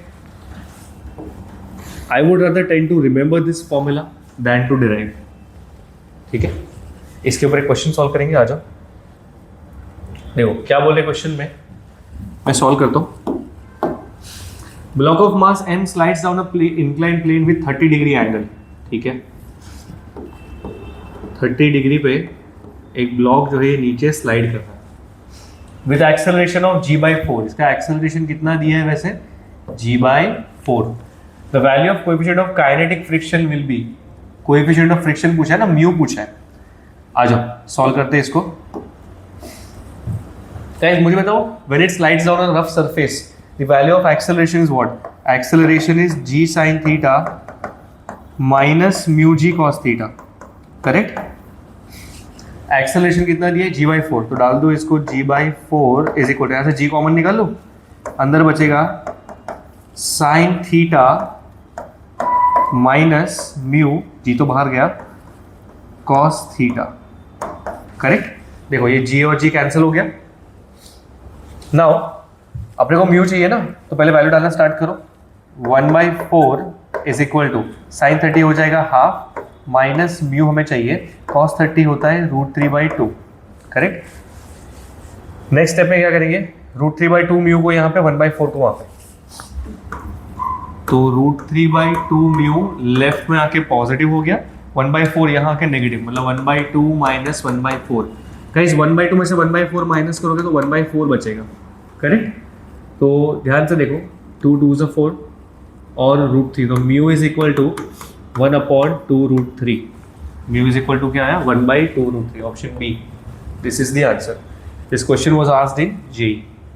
ऐसे ही टाइप के इजी क्वेश्चंस आएंगे जहाँ पे तुमको सिंपली शॉर्टकट्स में डाल के वैल्यू निकालनी है। तो ऐसे टाइप के शॉर्टकट्स अगर तुम याद रख लोगे ना, तो you will end up saving a lot of your time, okay. अब मुझे एक चीज बताओ, ये तो अब तक हमने सिर्फ लीनियर मोशन पढ़ा, बॉडी जब सर्कुलर मोशन में होगी तब भी तो उसमें फ्रिक्शन लगेगा ना, अगर रफ सरफेस पे रखा है तो। For example motion in 2D में हमने ये एस्टैब्लिश किया है कि जब भी कोई बॉडी सर्कुलर मोशन में मूव करती है तो उसके ऊपर 2 टाइप के एक्सेलरेशन लगते हैं, है ना। देखो ये रहा सर्कल तुम्हारा, एक ऑब्जेक्ट सपोज अगर यहाँ पे, तो उस पर कौन से एक्सेलरेशन लगेंगे, सबसे पहले तो ये, this is called centripetal acceleration, और कभी कभी ये भी हो सकता है, इसको बोलते हैं tangential acceleration, correct. Tangential acceleration क्या करेगा, स्पीड बढ़ाएगा, सेंट्रीपिटल एक्सेलरेशन डायरेक्शन चेंज करेगा, और ये होता है उनका नेट एक्सेलरेशन। इन दोनों को सॉल्व करके मिलेगा वो √AC² + AT²। इतना पढ़ा था हमने। यही एक्सेलरेशन को विद रिस्पेक्ट टू फोर्स देखो जरा, तो ज़्यादा क्लैरिटी आएगी। जैसे फॉर एग्जांपल जहाँ सेंट्रीपिटल एक्सेलरेशन है उसको सेंट्रीपिटल फोर्स बना दो, क्योंकि जहाँ देखो न्यूटन ने क्या बोला, F = m × a, जहाँ एक्सेलरेशन है वहाँ फोर्स होगा ही होगा, बराबर। तो ये जो अंदर एक्सेलरेट कर रहा है वो इस फोर्स की वजह से, और जो यहाँ एक्सेलरेट कर रहा है guys, that is because of this tangential acceleration, correct. अब जरा मुझे बताओ, ये जो सेंट्रीपिटल फोर्स तुम देख रहे हो, फोर्स का फॉर्मूला क्या बताया मैंने तुमको, मास इनटू एक्सेलरेशन, करेक्ट। तो इसमें सेंट्रीपिटल फोर्स में सेंट्रीपिटल एक्सेलरेशन डालने का, m। याद करो सेंट्रीपिटल एक्सेलरेशन के 2 फॉर्मूले हमने पढ़े, क्या, mv²/r है ना, v²/r भी होता है, और एक r⍵² भी होता है। सो सेंट्रीपिटल फोर्स का formula is going to be mv²/r और mr⍵²। जब भी तुम इस बॉडी का FBD बनाओगे गाइस, तब सेंट्रीपिटल नहीं सेंट्रीफ्यूगल फोर्स दिखाना होता है, जो कि सूडो फोर्स है, राइट। तो सेंट्रीफ्यूगल फोर्स तुम बनाओगे ऐसे, है ना। FBD बनाते वक्त ये येलो मत दिखाओ, ये व्हाइट वाला फोर्स दिखाना है। कौन सा, ये सेंट्रीफ्यूगल फोर्स, सेंट्रीपिटल नहीं दिखाना, सेंट्रीफ्यूगल फोर्स दिखाना। क्योंकि जब तुम वो बॉडी में चले जाओ, मतलब तुम जब खुद को इस बॉडी से जब इमेजिन करोगे, तो फ्रेम क्या होगी, नॉन इनर्शियल होगी। नॉन इनर्शियल फ्रेम को इनर्शियल बनाने के लिए क्या करते हैं, सूडो फोर्स लगाते हैं। कौन सा सूडो फोर्स है यहाँ पे, सेंट्रीफ्यूगल। तो instead of yellow you will be showing white वाला फोर्स। ये चीज सब लोग अच्छे से याद रखेंगे, ठीक है, ओके। एक एग्जांपल ले लो, सपोज ये है मेरी गो राउंड। इस मेरी गो राउंड में तुमने नोटिस किया जब तुम यहां पर बैठे हो ना, जब ये हाई स्पीड पे रिवॉल्व होगा ना ऐसे, तो तुम्हें लगता है एवरीवन कि तुम्हारे ऊपर एक रेडियली आउटवर्ड फोर्स लगता है जो तुमको बाहर फेंकने की ट्राई करता है। यही तो वो फोर्स है, सेंट्रीफ्यूगल फोर्स। इसी की वैल्यू क्या होती है, mv²/r। अगर तुमने इसका वेलोसिटी v लिया है, अगर तुम्हें इसका एंगुलर वेलोसिटी मालूम है ओमेगा, तो you can write it as mr⍵²। Both of them will work, ठीक है, दोनों में कोई प्रॉब्लम नहीं है, दोनों ही लिख सकते हैं इसमें। Have a look at this question. A coin is placed on a disc. The coefficient of friction between the coin and a disc is mu. ध्यान से देखना. So they are saying a coin is placed on a disc. Imagine करो ये disc है, यहाँ पे उन्होंने क्या किया है, कॉइन रखा हुआ है, ठीक है, कुछ इस तरह. यहाँ पे कोएफिशिएंट ऑफ फ्रिक्शन कितना दिया हुआ है, म्यू दिया है. If the distance of the coin from the center of the disc is r, ये डिस्टेंस उन्होंने स्मॉल r लेने बोला है. The maximum angular velocity with which can be given to the disc, मतलब क्या पूछ रहे हैं, ओमेगा पूछ रहे कि कितने एंगुलर वेलोसिटी से इसको हम रोटेट करें so that the coin does not slip away. So that the coin does not slip away. देखो तुम उसको स्लोली घुमाओगे तो बेसिकली 100% इंटैक्ट रहेगा. तुम अगर इसका स्पीड ऑफ रोटेशन बढ़ा दो तो क्या होगा, आउटवर्ड पुश जो है ये बढ़ते जाएगा, राइट. सेंट्रीफ्यूगल फोर्स बोलते हैं इसको हम लोग. और इसको रोकेगा कौन, तो मेरे हिसाब से अंदर की तरफ यहाँ पे फ्रिक्शन लगेगा ना guys. This friction has to be equal to this centrifugal force, है ना. अब दिमाग लगाओ guys, since friction is equal to centrifugal force. लेकिन गाइस तुम जैसे ओमेगा बढ़ाओगे ना, मतलब ये फास्ट घुमाना चालू करोगे ना, तो ये क्या हो जाएगा, सेंट्रीफ्यूगल फोर्स बढ़ते जाएगा. एक पॉइंट तो ऐसा आएगा कि बढ़ते बढ़ते बढ़ते इतना बढ़ गया कि अब ये इसको ओवरकम नहीं कर पाएगा. इसका मतलब क्या है एवरीवन, कि तुम्हें इसको लिमिटिंग फ्रिक्शन से इक्वेट करना है, मैक्सिमम वैल्यू से इक्वेट करो, तब जाके तुमको ओमेगा की मैक्स वैल्यू मिलेगी, समझे. इसलिए फ्रिक्शन नहीं, इसको एक्चुअली क्या लिखना चाहिए, लिमिटिंग फ्रिक्शन लिखना चाहिए. लिमिटिंग फ्रिक्शन की वैल्यू होती है म्यू एस इंटू एन, याद आया सबको, है ना. और सेंट्रीफ्यूगल फोर्स की वैल्यू क्या होती है, म्यू, सेंट्रीफ्यूगल फोर्स की वैल्यू होती है एम आर ओमेगा स्क्वायर. क्या होती है, m r omega square. M v square by r भी लिख सकते हैं, बट यहाँ पे वेलोसिटी नहीं पूछा, एंगुलर वेलोसिटी पूछा, इसलिए मैं यहाँ पे ओमेगा लिख रहा हूँ, ठीक है. तो नॉर्मल रिएक्शन गाइस ध्यान से देखो, अगर ये सपोज डाउनवर्ड डायरेक्शन में mg है तो इसको अपवर्ड डायरेक्शन में यहाँ पे नॉर्मल रिएक्शन लिख दो. n इज इक्वल टू क्या हो जाएगा, mg हो जाएगा. तो mu into mg is equal to m r omega square. तो देखो मास कैंसिल हो गया. तो वो क्या पूछा है, किसकी वैल्यू पूछी है, मैक्सिमम एंगुलर वेलोसिटी, ओमेगा पूछा है. तो म्यू जी और ये आर नीचे, mu g by r equal to omega square. So omega is equal to root of mu g by r, root mu g by r. Option C. This question was asked in JEE 2024. वो simple तरीके से solve करना है, basics है इसके अंदर. इसको as a formula याद रखने की जरूरत नहीं है, अनलेस एंड अनटिल तुम लोग को ये चीज याद है. If you are aware with the concept, तुमको और कुछ करने की जरूरत नहीं है. ओके